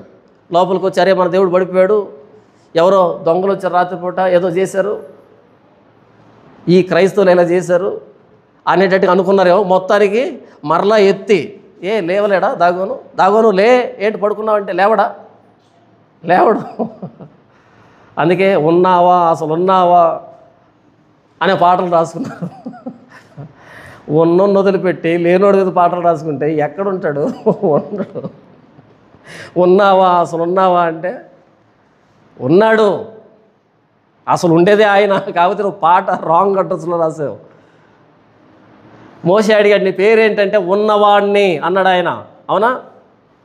I am that I am, నేను ఉన్నవాణ్ణి, భూత వర్తమాన భవిష్యత్ కాలంలో ఉన్నవాణ్ణి అన్నాడు ఆయన. మనమేం పాట రాసుకున్నాం? ఉన్నావా, అసలు ఉన్నావా, ఉంటే దూరంగా ఉన్నావా, తమాషా చూస్తున్నావా, చూడడానికి కన్నులు ఉన్నాయి కానీ దృష్టి లేదే. ఆ దాగోన్ని ఎత్తిపెట్టారు, మరలా కొంచెం కాంక్రీట్ వేసి మరలా గట్టిగా చేసి, ఇంకెవరు రాకూడదు గట్టిగా తాళం వేసి సీసీ కెమెరాలు పెట్టి వెళ్ళారు. మరుసటి రోజు వచ్చేటప్పటికి సేమ్ పొజిషన్లో పడిపోయినాడు. కాకపోతే ఎత్తేదానికి వీల్లేదు. ఈసారి ఎక్కడ కీళ్ళు అక్కడ కత్తిరించాడు. అంతకుముందు నిలబెట్టడానికి కీళ్ళు ఉన్నాయి కదా, తగులుకో ఉన్నాయి, ఎక్కడ జాయింట్లు అక్కడ ఓడదీశాడు. అంతే. ఆ రోజు నుంచి దాగోను గుడి గడప తొక్కట్లేదంట, గడప మీద పడి ఉన్నాడు వచ్చి. ఏం చెప్పాను నేను? ఆయన సజీవుడు. మనం సాగిలు పడాల్సింది సజీవుడికి సాగిలు పడితే మర్యాదగా ఉంటుంది. సజీవుని వదిలిపెట్టి మనం సృష్టించుకున్న వాటికి సాగిలు పడితే సమాధానం రాదు. అలా ఏదో చేసుకొని అక్కడికి వెళ్ళి మొర పెట్టుకునే దేవుడు లేడు, దయ్యం లేదు. నువ్వు వెళ్ళింది ఎక్కడికి? ఎందుకంటే చాలామంది నాస్తికులు ఉంటారు, చాలామంది హేతువాదులు ఉంటారు. పాపం వాళ్ళు ఇలాంటి ట్రామాలో వెళ్ళుంటారు, అలాంటి బాధలో వెళ్ళుంటారు. ఆ బాధలో వాళ్ళు నమ్ముకున్నటువంటి ఎలవెలుపు దగ్గరికి వెళ్ళి నువ్వు అసలు మనిషివేనా, క్షమించు, నువ్వు అసలు దేవుడివేనా, నువ్వు అసలు కనికరం ఉందా, దయ ఉందా అని పెద్ద పెద్ద డైలాగులు వేసి నువ్వు వద్దు, నీ భక్తి వద్దు, నువ్వు వెళ్ళిపోయి అలా కలిసిపోయి ఉంటారు. అడ్రస్ రాంగ్ అడ్రస్, అది అక్కడికి అది వెళ్ళాల్సి ఉంది. ఈయన సజీవుడు. అందుకనే క్రైస్తవులు మీరు చూడండి, సాక్ష్యాలు ఉంటాయి. మనం సాక్ష్యం చెప్తాం. నాకు పలానా కష్టం వచ్చినప్పుడు నేను మాట్లాడుతుంది వేదిక మీద కాదు, వేదిక మీద సాక్ష్యాల గురించి కాదు నేను మాట్లాడుతుంది. మామూలుగా మనం సాక్ష్యాలు మాట్లాడుకుంటూ ఉంటాం. మొన్న కష్టంలో ఉన్నాను, ప్రభువు ప్రార్థన చేస్తే ప్రభు ఇలా అద్భుతం చేశాడని మాట్లాడుతుంటామా? ప్రతి ఒక్కరి జీవితంలో గొప్ప తెప్పలుకుంటాయి సాక్ష్యాలు, గొప్ప తెప్పలుకుంటాయి. ఎందుకంటే మనం ప్రతిరోజు ప్రార్థన చేస్తాం కదా. చేస్తామా? ప్రతిరోజు ప్రార్థన చేస్తాం, ప్రతి ప్రార్థనకి సమాధానం వస్తూ ఉంటుంది. గొప్ప తెప్పలుగా సాక్ష్యాలు ఉంటాయి. చాలా మటుకు మర్చిపోయి ఉంటాం మనం ఏం చేశాడు ఆయన అన్నది. ఆ సమయంలో ఎగిరి గంతేసి ఉంటాం, అబ్బో ఇంత అద్భుతం చేశాడని మర్చిపోయి ఉంటాం. ఎందుకంటే అదే పని కదా. ఆయన సజీవుడు. సజీవుడు అంటే సూచక్రియలు జరుగుతూనే ఉంటాయి, ఆయన ఉన్నతకాలం జరుగుతూనే ఉంటాయి. వేదికకి చెప్పొద్దు, సమాజంలో తోటి వ్యక్తికి చెప్తే మర్యాదగా ఉంటుంది. వేదిక మీద వాక్యం చెప్పాలి. చూడండి ఎందుకు ఇలా అంటే, ఎందుకు క్రైస్తవుల సాక్ష్యాలు ఉంటాయంటే ఆయన సజీవుడు కాబట్టి, ఆయన స్పందిస్తాడు కాబట్టి. 13వ వచనం, పూర్వకాలమున యెహోవా మోయాబును గురించి సెలవిచ్చిన వాక్యం ఇదే. పూర్వకాలం అంటే 15వ అధ్యాయం నుంచని, 15వ అధ్యాయం నుంచని. ఇదంతా ఒక్కరోజు చెట్టు కింద కూర్చొని రాసింది కాదు. పూర్వకాలమున అంటే 15వ అధ్యాయం నుంచి చెప్పాడు మోయాబును గురించి. మనమేంటి ఈ రెండు పక్క పక్కన ఉన్నాయి కాబట్టి ఈ పక్క పక్కన చదివి పూర్వకాలం అంటే ఎప్పుడబ్బా అని చూస్తున్నాం. కాదు, ఈ 15వ అధ్యాయం నుంచే పూర్వకాలం అన్నదే. ఎందుకంటే కొంతమంది కామెంటేటర్స్ ఏమని రాశారంటే బైబిల్కి సంబంధించి, పూర్వకాలం అంటే మాకు తెలియదు, బహుశా అప్పుడెప్పుడో మాట్లాడి ఉండొచ్చు ఏషియాతో అని అన్నారు. కాదు, 15వ అధ్యాయం నుంచి మాట్లాడిందని పూర్వకాలం అంటున్నాడు. అదేంటి పక్కనే ఉంది కదా అంటే, ఏషియా ఒకే రోజు కూర్చొని రాసింది కాదు అది. ఆ మధ్యలో టైం గ్యాప్ ఉంటుంది. ఏ పరిస్థితుల్లో రాశాడు, ఎంతవరకు రాశాడు, ఎన్ని సందర్భాల్లో అది రివీల్ అయిందో మనకు తెలియదు. అదంతా దాన్ని గురించి మాట్లాడుతున్నాడు పూర్వకాలమున అని. అంతే తప్ప ఎప్పుడో మాట్లాడుతాడు మనకు తెలియదు, ఆ మర్మం ఏంటో మనం కనుక్కోవాలని మిగతా గ్రంథాలు తిరగేయాల్సిన అక్కర్లేదు. ఈ 15వ అధ్యాయం నుంచి మాట్లాడిన దాన్నే పూర్వకాలం అంటున్నాడు. ఆ మధ్యలో టైం గ్యాప్ ఉంటుంది, మనకు తెలియదు. పూర్వకాలమున యెహోవా మోయాబును గురించి సెలవిచ్చిన వాక్యం ఇదే. ఏ వాక్యం సెలవిచ్చాడు? పూర్వకాలమున అని. మోయాబు ఒక రాత్రిలో అర్మోయాబు పాడై నశిస్తుంది, ఒక రాత్రిలో కిర్మోయాబు పాడై నశిస్తుంది. ఇది మాట్లాడింది ఆయన, పూర్వకాలం సెలవిచ్చింది. దీని గురించి మాట్లాడుతున్నాడు. 13వ వచనం, పూర్వకాలమున యెహోవా మోయాబును గురించి సెలవిచ్చిన వాక్యం ఇదే. అయితే యెహోవా ఇప్పుడు ఈలాగున ఆజ్ఞిస్తున్నాడు రెండవసారి, కూలివాని లెక్క ప్రకారము 3 ఏండ్లలోగా మోయాబీయుల యొక్క ప్రభావము వారిలో గొప్పవారి సమూహమును అవమానపరచబడును. ఇక్కడేమన్నాడు? కూలివాని లెక్క ప్రకారం 3 ఏండ్లలోగా మోయాబీయుల యొక్క ప్రభావమును వారి గొప్పవారి యొక్క సమూహమును అవమానపరచబడును 3 ఏండ్లలోపు అని అన్నాడు కదా. ఇప్పుడు 15వ అధ్యాయం చూడండి, 5వ వచనం, మోయాబు నిమిత్తం నా హృదయం అరుచున్నది, దాని ప్రధానులు 3 ఏండ్ల తరిపి దూడవలే సోయరు వరకు పారిపోతురు. 2 మ్యాచే. ఎందుకు 3 ఏండ్ల తరిపి దూడ అన్నాడు? 3 ఏండ్లలో ఆ నాశనం వస్తుంది కాబట్టి 2 మ్యాచే. కూలివాని లెక్క ప్రకారం 3 ఏండ్లలోగా మోయాబీయుల యొక్క ప్రభావమును వారి గొప్పవారి సమూహమును అవమానపరచబడును. శేషము బహు కొద్దిగా మిగులును, అది అతి స్వల్పముగా ఉండును. కొద్ది మంది మిగులుతారు, అందరూ నాశనమైపోతారు అని చెప్తున్నాడు. శేషం మిగులుతుంది అని చెప్తున్నాడు. ఇక్కడ మనం నేర్చుకోవాల్సింది ఏంటంటే, మొదటి వచనంలో అరణ్యపు తట్టున ఉన్న సెల నుండి దేశమును ఏలువానికి తగిన గొర్రె పిల్లలను కప్పముగా సియోను కుమార్తె పర్వతమునకు పంపుడి. మీరు ఆశ్రయం పొందాలంటే యోధైను పరిపాలిస్తున్న రాజుకి గొర్రె పిల్లలను కప్పముగా పంపిస్తే రక్షించబడతారు అని. బాప్తిస్మిచ్చి యోహాను చెప్పాడు, ఇదిగో లోక పాపములను మోసుకుని పోవచ్చున్న దేవుని గొర్రెపిల్ల. దేవుని ఉగ్రత నుంచి తప్పించబడాలి అంటే దేవుని గొర్రెపిల్లను ఆశ్రయిస్తే తప్పించబడతాం. అషూర్ నుంచి తప్పించబడాలంటే గొర్రెపిల్లలను యోదయ దేశానికి అప్పంగా ఇస్తే తప్పించబడతాం. దేవుని ఉగ్రత తప్పించబడాలంటే కొత్త నిబంధనలో దేవుని గొర్రెపిల్లైన ప్రభువైన యేసుక్రీస్తుని ఆశ్రయిస్తే తప్పించబడతాం. చూడండి, సామెతల గ్రంథం 18వ అధ్యాయము 10వ వచనంలో ఒక ఆశ్రయ దుర్గాన్ని గురించి మాట్లాడుతున్నాడు జ్ఞాని అయిన సొలొమోను. ఏమని మాట్లాడుతున్నాడు అంటే, యెహోవా నామము బలమైన దుర్గము, నీతిమంతుడు అందులోని పరిగెత్తి సురక్షితంగా ఉండును. కష్టం వచ్చినప్పుడు యెహోవా నామము బలమైన దుర్గం, నీతిమంతుడు అందులో పరిగెత్తి సురక్షితంగా ఉంటాడు. మనం ఉచితంగా నీతిమంతులు మీ ప్రభువైన యేసుక్రీస్తు శిలువను బట్టి మనం కూడా ఈ దేవుని గొర్రెపిల్లైన ప్రభువైన యేసుక్రీస్తుని ఆశ్రయిస్తే దేవుని ఉగ్రత నుంచి తప్పించబడతాం. దేవుడే మన ఆశ్రయ దుర్గము. తర్వాత 5వ వచనంలో కృప వలన సింహాసనం స్థాపించబడును అని రాయబడింది కదా. కృప వలన సింహాసనం స్థాపించబడుతుంది. సత్య సంపన్నుడై దాని మీద కూర్చుండి తీర్పు తీర్చు ఒకడు కలడు. దావీదు గుడారంలో అతడు ఆసీనుడై న్యాయమును విచారించు, న్యాయం జరిగించుడుగా తీవరించును. ఇది ప్రభువైన యేసుక్రీస్తు వారిలో అక్షరాల నెరవేరినటువంటి అల్టిమేట్ ఫుల్ఫిల్మెంట్ అంటారు దీన్ని. ఇది యేసుప్రభువును గురించినటువంటి వాగ్దానం. చూడండి, ప్రకటన గ్రంథము 19వ అధ్యాయం 11వ వచనంలో ఇలాగ రాయబడింది. ప్రకటన 19వ అధ్యాయం 11వ వచనంలో ప్రభువైన యేసుక్రీస్తు వారు ఎలా సింహాసనాసీనుడు ఆయన అనేదానికి వ్రాస్తూ నేను చదివి వినిపిస్తాను. మరియు పరలోకము తెరవబడి ఉండట చూచితని, అప్పుడు ఇదిగో తెల్లని గుర్రం ఒకటి కనబడెను. దాని మీద కూర్చుండి ఉన్నవాడు నమ్మకమైన వాడును సత్యవంతుడును అను నామం గలవాడు. ఆయన నీతిని బట్టి విమర్శ చేయొచ్చు, యుద్ధము జరిగించుతున్నాడు. సరిపోయిందా రెండింటికి? యేసు నీతిని బట్టి సత్యాన్ని బట్టి యుద్ధం జరిగిస్తున్నాడంట. ఇది ప్రభువైన యేసుక్రీస్తు నెరవేరినటువంటి మాట. రోమీయులకు రాసిన పత్రిక 5వ అధ్యాయము 8వ వచనంలో ఇలాగ రాయబడింది. అయితే దేవుడు మన ఎడల తన ప్రేమను వెల్లడిపరుచున్నాడు. ఎట్లనగా మనం ఇంకనూ పాపలమై ఉండగానే క్రీస్తు మన కొరకు చనిపోయెను. కాబట్టి ఆయన రక్తం వలన ఇప్పుడు నీతిమంతులుగా తీర్చబడి మరింత నిత్యముగా ఆయన ద్వారా ఉగ్రత నుండి రక్షించబడదుము. ఆ రోజు ఉగ్రత నుంచి రక్షించబడడానికి ఒక సింహాసనం స్థాపించబడుతుంది, అషూరు ఉగ్రత నుంచి తప్పించబడడానికి. అయితే ప్రభువైన యేసుక్రీస్తు వారి మరణాన్ని బట్టి దేవుని ఉగ్రత నుంచి మనం తప్పించబడ్డాం. ఇకపోతే 6వ వచనం, మోయాబీయులు బహు గర్వం గలవారని మేము విని ఉన్నాము, వారి గర్వమును గురించి వారి గర్వ క్రోధమును గురించి విని ఉన్నాము అని మాట్లాడుతున్నాడు కదా.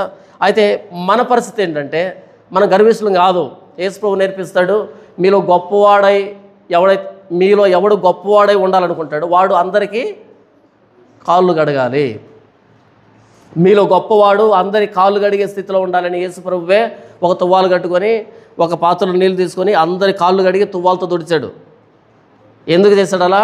మీరు కూడా ఒకరికొకరు లోబడి ఉండాలి. గర్వం అనేది లేదు.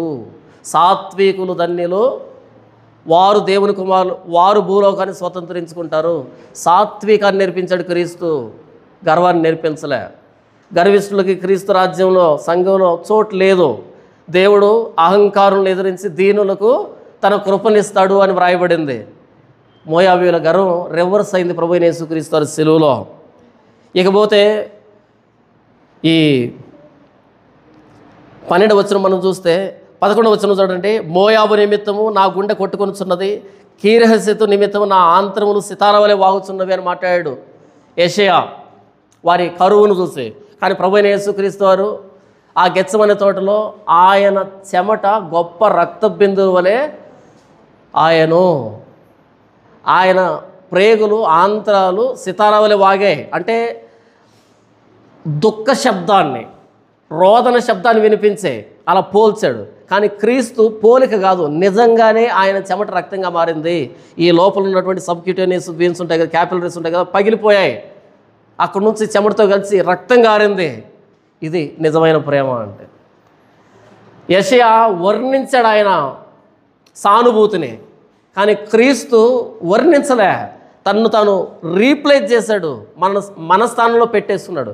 ఇంగ్లీష్లో 2 పదాలు ఉంటాయి, ఒకటి సింపతి, ఇంకొకటి ఎంపతి అని. సింపతి అంటే అయ్యో పాపం అని సానుభూతి చూపించడం, ఎంపతి అంటే వాడి స్థానంలోకి వెళ్ళిపోవడం. సింపతి అంటే బయట ఉండి అయ్యో పాపం అని సానుభూతి చూపించడం. ఎంపతి అంటే వాడి స్థానంలోకి వెళ్ళి ఆలోచించడం. కానీ క్రీస్తు సింపతి కాదు, ఎంపతి కాదు, రీప్లేస్ చేశాడు. మన ప్లేస్ని తీసేసుకున్నాడు ఆయన. మన ప్లేస్లోకి వచ్చి ఆలోచించాలి, మన ప్లేస్లోకి వచ్చి చచ్చిపోయాడు ఆయన. అంటే యెషయా పోలిక కంటే క్రీస్తు ప్రాణత్యాగం, పోలికే లేదు కానీ మనం అర్థం చేసుకోవడానికి చెప్తున్నాం. యెషయా పోలిక కంటే క్రీస్తు ప్రాణత్యాగం 1,000 రెట్లు గొప్పదే. వారి కడుపులో ఆకలి కోసం ఈయన కడుపులో ప్రేగులు, ఆంత్రాలు, సితార వలె వాగాయి. కానీ క్రీస్తు అలా కాదు. ఆయన కూడా రక్త మాంసంలో పాలివాడాయను. అయ్యో పాపం కాదు. కాబట్టి ఆ పిల్లలు రక్త మాంసం గలవారైనందున మరణం యొక్క బలము గలవారిని, అనగా అపవాదిని మరణము ద్వారా నశింపజేయుటకు, జీవితకాలమంతయు మరణ భయం చేత దాస్యానికి లోబడిన వారిని విడిపించడానికి ఆయన కూడా రక్త మాంసంలో పాలివాడాయను. ఏలైనగా ఆయన అబ్రహాము సంతాన ఏలైనగా ఆయన దేవదూతల స్వభావాన్ని ధరించుకొని రాలే, అబ్రహాము సంతాన స్వభావాన్ని ధరించుకున్నాడు.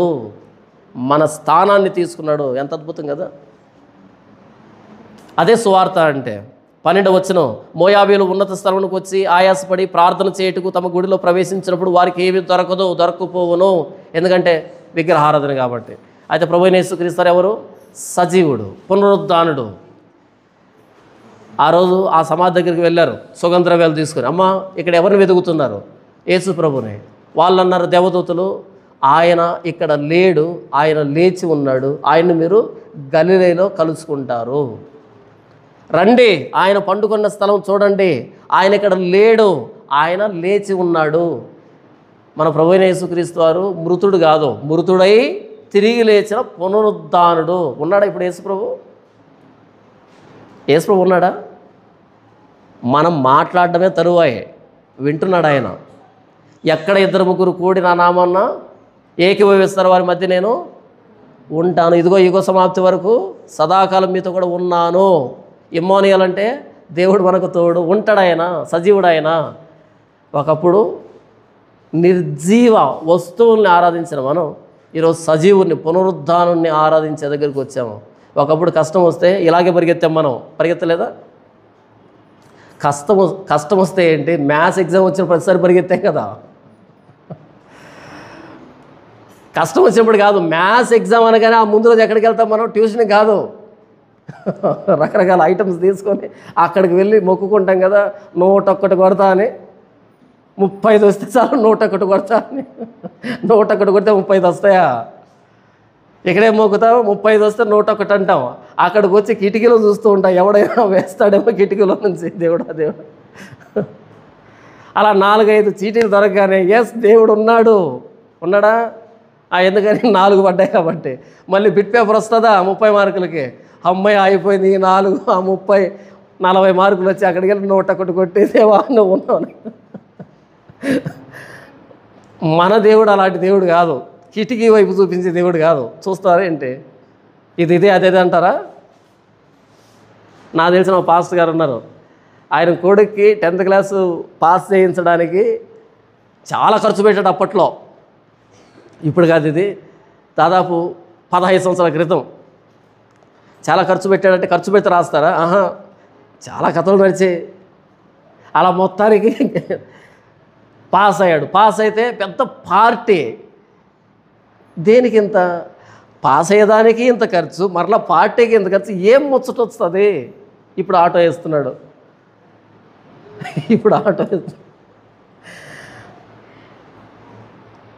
మన దేవుడు సజీవుడు, పునరుద్ధానుడు. గతంలో మనం ఇలాంటి భక్తిలో ఉన్నాం. ఏదైనా కష్టం వస్తే ఇలా ఆయాసపడుతూ వెళ్ళడం, అక్కడ కాసేపు గడపడం. అయితే ఈరోజు ఎక్కడికి వచ్చాం మనం? సజీవుడి దగ్గరికి వచ్చాం. ఇప్పుడు మనం పైకి ఎక్కుడు మార్గాలకి ఆయాసపడి రొప్పుతూ వెళ్ళి అక్కడికి. అప్పుడు పొర్లు దండాలు పెట్టేవాళ్ళు చాలామంది. పెట్టారా మీరు కూడా? ఇలా పొర్లుతూ దండాలు పెడతారు. ఒకరు దొర్లిస్తుంటారు ఇలా, అంటే దొర్లి అలిసిపోతారు కాబట్టి దొర్లిస్తారు ఇలా. అదొక విధమైన భక్తి అప్పట్లో. ఇప్పుడు దొరలాల్సిన అక్కర్లే, గడియ పెట్టుకొని తలుపు వేసుకొని లోపలికి వెళ్ళి మోకరించి పరలోకమందున మా తండ్రి, గడి తీసుకొని ధైర్యంగా బయటకు వచ్చి చెప్పేసాను ఆయనకి, చూద్దాం ఎలా నెరవేరుస్తాడో అనే ధైర్యం ఉంటుంది మనకి. నాకైతే ఉంటుంది, మీకు ఉంటుంది ఉండదు అది లేదు. చెప్పేసాను ఆయనకి, వెళ్ళిపోయింది.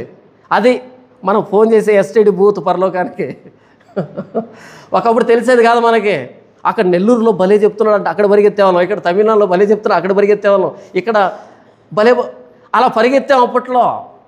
ఇప్పుడు పరిగెత్తాల్సిన అక్కర్లే. ఎక్కడ మనుషులు లేకుండా ఖాళీగా అక్కడ లోపలికి వెళ్ళడం, మోకరించడం. చాలా సందర్భాల్లో నేను చెప్తాను వినండి, చాలా సందర్భాల్లో మన బెడ్రూమ్లో ప్రార్థన కంటే బాత్రూంలో ఎక్కువ ప్రార్థన చేసి ఉంటాం.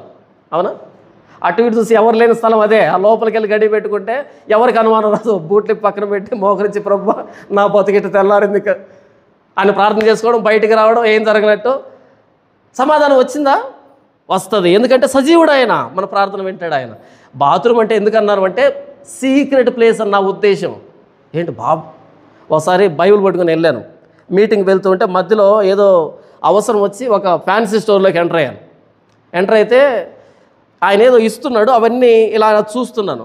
ఈ బైబిల్ ఇలా పెట్టుకున్నాను, ఇలా పెట్టుకొని చూస్తున్నాను. అదేంటి అన్నాడు. తెలుసా ఆయనకి వెటకారం. అదేంటి అంటే బైబిల్ అన్నా. మరి చంకలో పెట్టుకున్నావే అన్నాడు. ఏ చంకలో పెట్టుకుంటే అన్నా నేను?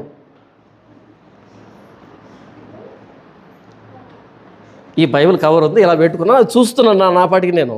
ఆయనేం చూస్తున్నాడు, చంకలో పెట్టుకున్నావేంటి? పెట్టుకుంటే ఏమవుతుంది? బయటికి తెచ్చేవేంటి? వాళ్ళంట బయటికి తీసుకున్నారంట, దాన్ని ఒక గదిలో పెడతారంట. బయటికి తీసుకుని రాకూడదంట, మాలిన్యం ఉంటుందంట, మురికి ఉంటుందంట, రకరకాల మైలు పడుతుందంట, అలా ఉండకూడదంట, ఇలా ఉండకూడదంట. నిజమా? అంటే భక్తి ఎలా తెల్లారిందో చూడండి. చెప్పాను నేను, మేము ఎందుకు తీసుకెళ్తామంటే దీన్ని, ఆయన చెప్పేది ఇక్కడ ఉందో లేదో చూసుకోవడానికి. మా భక్తి గుడ్డి భక్తి కాదు. ఆయన తానా అంటే తందానా అనే రకం కాదు, గుంపులో గోవిందా కాదు. ఆయన ఏం చెప్తున్నాడో ఇక్కడ ఎలాగుందో చూసుకుంటాం, మాకు రీజన్ ఉంటుంది, ఆలోచిస్తాం. ఇది పుస్తకం మాకు. ఈ పుస్తకంలో ఉన్న మాటలు దేవుని మాటలు, అవి ఇక్కడికి ఎక్కితే పరిశుద్ధం. అక్షరాలు కాదు మేము ఇచ్చే విలువ, అక్షరాలు వెనుకున్న ఆత్మకి, పరిశుద్ధాత్మ దేవుడికి. పట్టుకోవచ్చా మనం చేత్తో దీన్ని? స్నానం చేయకుండా చర్చికి రావచ్చా చెప్పండి?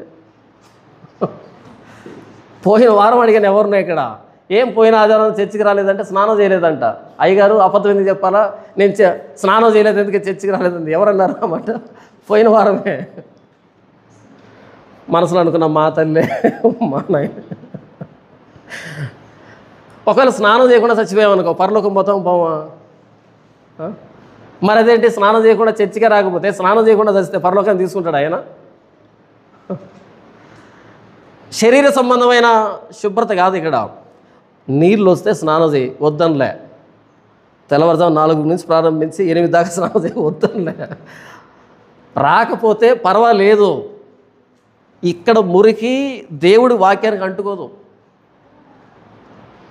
నేనేం చెప్తున్నా, ఇంతకీ మనం నమ్ముకున్నది సజీవుణ్ణి. మనకి ఇది బాత్రూము, ఇది బెడ్రూము, ఇక్కడ అపవిత్రత, ఇక్కడ పవిత్రత ఏమి లేదు. ఎక్కడ సీక్రెట్ ప్లేస్ దొరికితే అదే మన ప్రార్థనా గది. ఎక్కడ సీక్రెట్గా ప్లేస్ కనపడితే అదే మన ప్రార్థనా గది, అంతే. అది బెడ్రూమ్ బాత్రూమ్ సెకండరీ. కళ్ళు తెరిసిన తర్వాత కనపడుతుంది బాత్రూమ్ అని, కళ్ళు మూసుకున్న తర్వాత అదే ప్రార్థనా గది, అదే ప్రార్థన అనుభవం. ఎందుకంటే ప్రార్థన ఎక్కడ చేయమన్నాడు యేసు ప్రభు? రహస్యమందు, ఏది అందుబాటులో ఉంటే అది. కానీ ఇప్పుడు ప్రార్థనలు ఎక్కడ చేస్తున్నారు? పబ్లిక్లో చేసేదానికి అలవాటు పడ్డారు. అది పరిసయ్యుల భక్తి. మన దేవుడు సజీవుడు, మనం ప్రార్థన చేస్తే ఆయన వింటాడు. గతంలో మనం ఇలాంటి భక్తిలో లేం. మన దేవుడు పునరుద్ధానుడు. ఇకపోతే 14వ వచనంలో కూలివాని లెక్క ప్రకారం 13వ వచనం చూడండి. పూర్వకాలమున యెహోవా మోయాబును గురించి సెలవిచ్చిన వాక్యం ఇదే. దేవుడేది కూడా చెప్పకుండా చేయడు. ఆయన చేసే ప్రతిదానికి ఆధారం ఉంటుంది. బైబిల్లో స్పష్టంగా చెప్పబడింది, మీరు సర్వలోకానికి వెళ్ళి సర్వ సృష్టికి సువార్త ప్రకటించండి, నమ్మి బాప్తిసం పొందిన రక్షింపబడతాడు, నమ్మని వానికి శిక్ష విధించబడుతుంది. చెప్పకుండా శిక్ష విధించడు. మీకు ప్రకటించబడిన సువార్త ఇదే, తీర్పు వాక్యం ఇదే అని అంటాడు రేపు వచ్చిన తర్వాత. ఎప్పుడు అంటే అదే, మీరు సర్వలోకానికి వెళ్ళి సర్వ సృష్టికి సువార్త ప్రకటించండి, నమ్మి బాప్తిసం పొందిన రక్షింపబడతా, నమ్మని వానికి శిక్ష విధించబడుతుంది. చెప్పే చేస్తాడు ఆయన. అదే మనం సువార్త రూపంలో చెప్తున్నాం. సువార్త అంటే నమ్మే వారికి రక్షణ, నమ్మని వారికి నాశనం, రెండు ఉంటాయి. కానీ ఇప్పుడు సువార్త మారిపోయింది కదా. చర్చికి వస్తే నీకు పిల్లల్ని ఇస్తాడు, ఉద్యోగం ఇస్తాడు, ఆరోగ్యం ఇస్తాడు. ఇదిగా సువార్త అంటే. ఆయన నీ కోసం ప్రాణం పెట్టాడు, నీవు పాపివి, ఆయన రక్తంలో కడగబడితేనే పాపక్షమాపణ ఉంది, రక్షణ ఉంది. ఆయన రక్తాన్ని అంగీకరించకపోతే, ఆయన ప్రాణత్యాగాన్ని అంగీకరించకపోతే శిక్షించబడతావు, నరకానికి వెళ్తావు. ఇది సువార్త. ఇది నమ్మి వస్తే ఏం కావాలో దేవుడు చూసుకుంటాడు. అది చెప్పాల్సిన అక్కర లేదు. దేవుడు అంటే ఆయన మన కష్టాలు తీరుస్తాడు, అందరికీ తెలుసు. మొదట ఏమి నమ్మాలో అది నమ్ము, తర్వాత ఆయన ఏం చేయాలో అది చేస్తాడు. ముందే ఆఫర్లు ఇవ్వకు, ఇది చేస్తాడు, అది చేస్తాడు, అది చేస్తాడు, నీకు చెప్పలేదు కదా. తర్వాత 14 వచనం, కూలివాని లెక్క ప్రకారం 3 ఏళ్లలోగా మోయాబీయుల యొక్క ప్రభావం వారి గొప్పవారి సమూహం అవమానపరచబడును. దినాలు నిర్ణయించాడు 3 సంవత్సరాలు. ఎందుకు 3 సంవత్సరాలు ఆగాడు? మారతారేమో, దీర్ఘశాంతం, మారతారేమో, గ్రేస్ పీరియడ్ ఇచ్చాడు. ప్రతి ఒక్కడికి గ్రేస్ పీరియడ్ ఇస్తాడు. ఎన్నిసార్లు గద్దించినను లోబడినవాడు హఠాత్తుగా నాశనమగును. గద్దిస్తాడు, ఉత్తుత్తుని చంపడు, పుసుకొని చంపడు. ఆయన గద్దిస్తాడు, అవకాశాలు ఇస్తాడు, దీర్ఘశాంతం కనిపెడతాడు. నోహ దినాల్లో 120 సంవత్సరాలు ఆగాడు. నోహ దినాల్లో 120 సంవత్సరాలు ఆగాడు మారతారని. మారలే. అప్పుడు జలసమాధి, అందరిని ముంచిపడేశాడు. తర్వాత శేషము బహు కొద్దిగా మిగులును, అది అతి స్వల్పముగా ఉండును. శేషం కొద్దిగా మిగులుతుంది. ఎప్పుడు కూడా తప్పించబడేవాళ్ళు, రక్షించబడేవాళ్ళు శేషమే. దీన్ని ప్రభువైన యేసుక్రీస్తు అంటారు, ఇరుకు ద్వారమున ప్రవేశింప పోరాడండి. జీవానికి పోయేదారి ఇరుకును బహు సంకుచితంగా ఉంటుంది. నాశనానికి పోయేదారి ఎలాగ ఉంటుంది? విశాలంగా ఉంటుంది, వెడల్పుగా ఉంటుంది. దాని ద్వారా పోయేవారు అనేకులు. చిన్న మంద భయపడకుడి, రాజ్యమును అనుగ్రహించుటకు దేవుడికి ఇష్టమాయను. కాబట్టి శేషమే తప్పించబడుతుంది.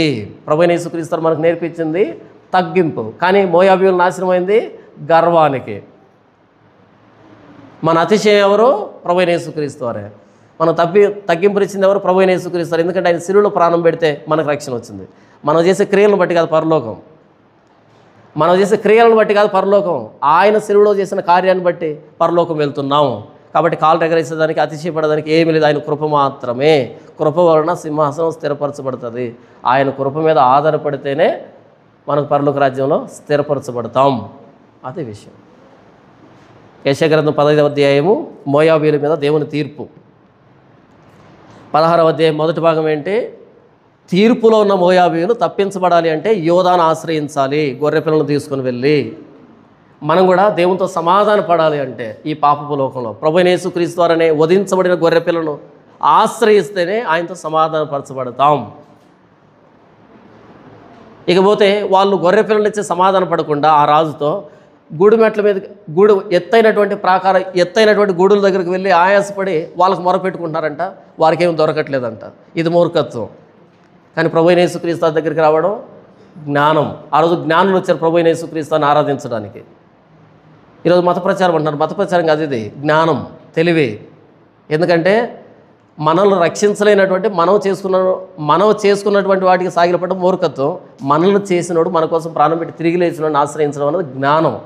జ్ఞానులు అయ్యాం. ఆ రోజు జ్ఞానులు మోకరించారే ప్రభువైన యేసుక్రీస్తు పాదముల చెంత. ఆ క్రీస్తుని మనం ఆరాధిస్తున్నాం. ఈరోజు పునరుద్ధానుడైన క్రీస్తుని ఆరాధిస్తున్నాం. ఆయన పసిపిల్లోడు ఆ రోజు, ఈరోజు పునరుద్ధానుడు ఆయన. జ్ఞానులమే. మనం మతం మారలే, నిజాన్ని తెలుసుకున్నాం, నిజమైన దేవుని దగ్గరకు వచ్చాం, జీవం కలిగిన దేవుని దగ్గరకు వచ్చాం. ఇది యెషయా గ్రంథం 16వ అధ్యాయము. ఇక 3 సంవత్సరాల్లో నాశనం అయిపోతుంది మోయాబు అని చెప్పాడు. నాశనం అయిపోయింది. ఇలా చాలా రాజ్యాలు నాశనం అయిపోయాయి. అయితే ప్రభువైన యేసుక్రీస్తు ఎప్పుడు వస్తాడో చెప్పలేదు. కాబట్టి మన దరిదాపుల్లో అందుబాటులో ఉన్న ప్రతి ఒక్కరికి ప్రభువైన యేసుక్రీస్తు సువార్తని రండి, దేవుని గొర్రె పిల్లైన ప్రభువైన యేసుక్రీస్తుని ఆశ్రయిద్దాం, దేవునితో సమాధాన పడదాం అని పిలుద్దాం. ఇది సువార్త.